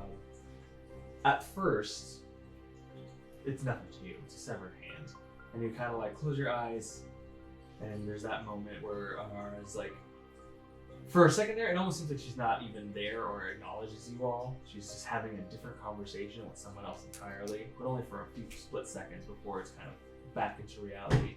At the end of that little conversation, you know this is a half or an elven person's hand, female, probably on the older side, and yes, forcibly sawed off its original.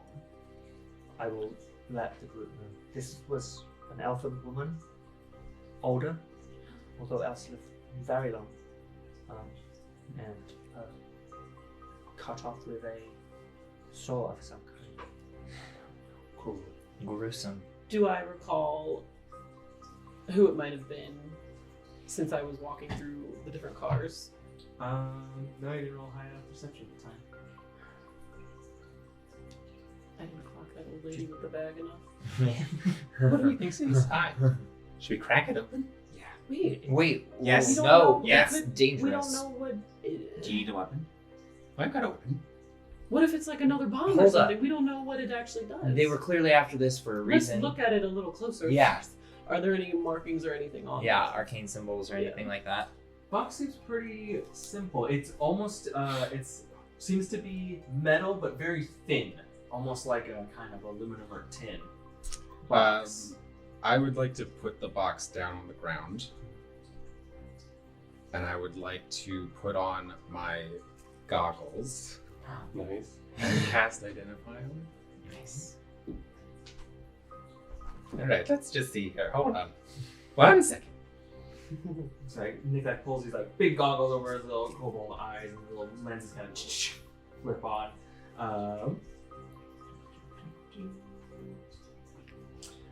Nik-Nak, your identify spell does not know what this is. Ooh. As he's Well, like, it usually works. Well, we'll never know.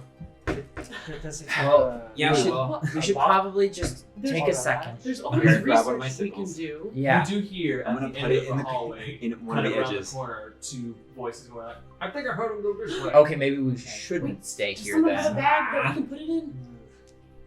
I have a pack that I have. Make it Icon. naked. Well, Did you lose your Can shirt do in it the blast? in Sledgehog? yes. Let's. Oh, we Very got a special. I might have, Hold on. I might have Wait, an no. extra if you need one. I can This never end wear of another the again. Alleyway. We Sentimental Was it- reasons. go now. I'm let's really go. sorry.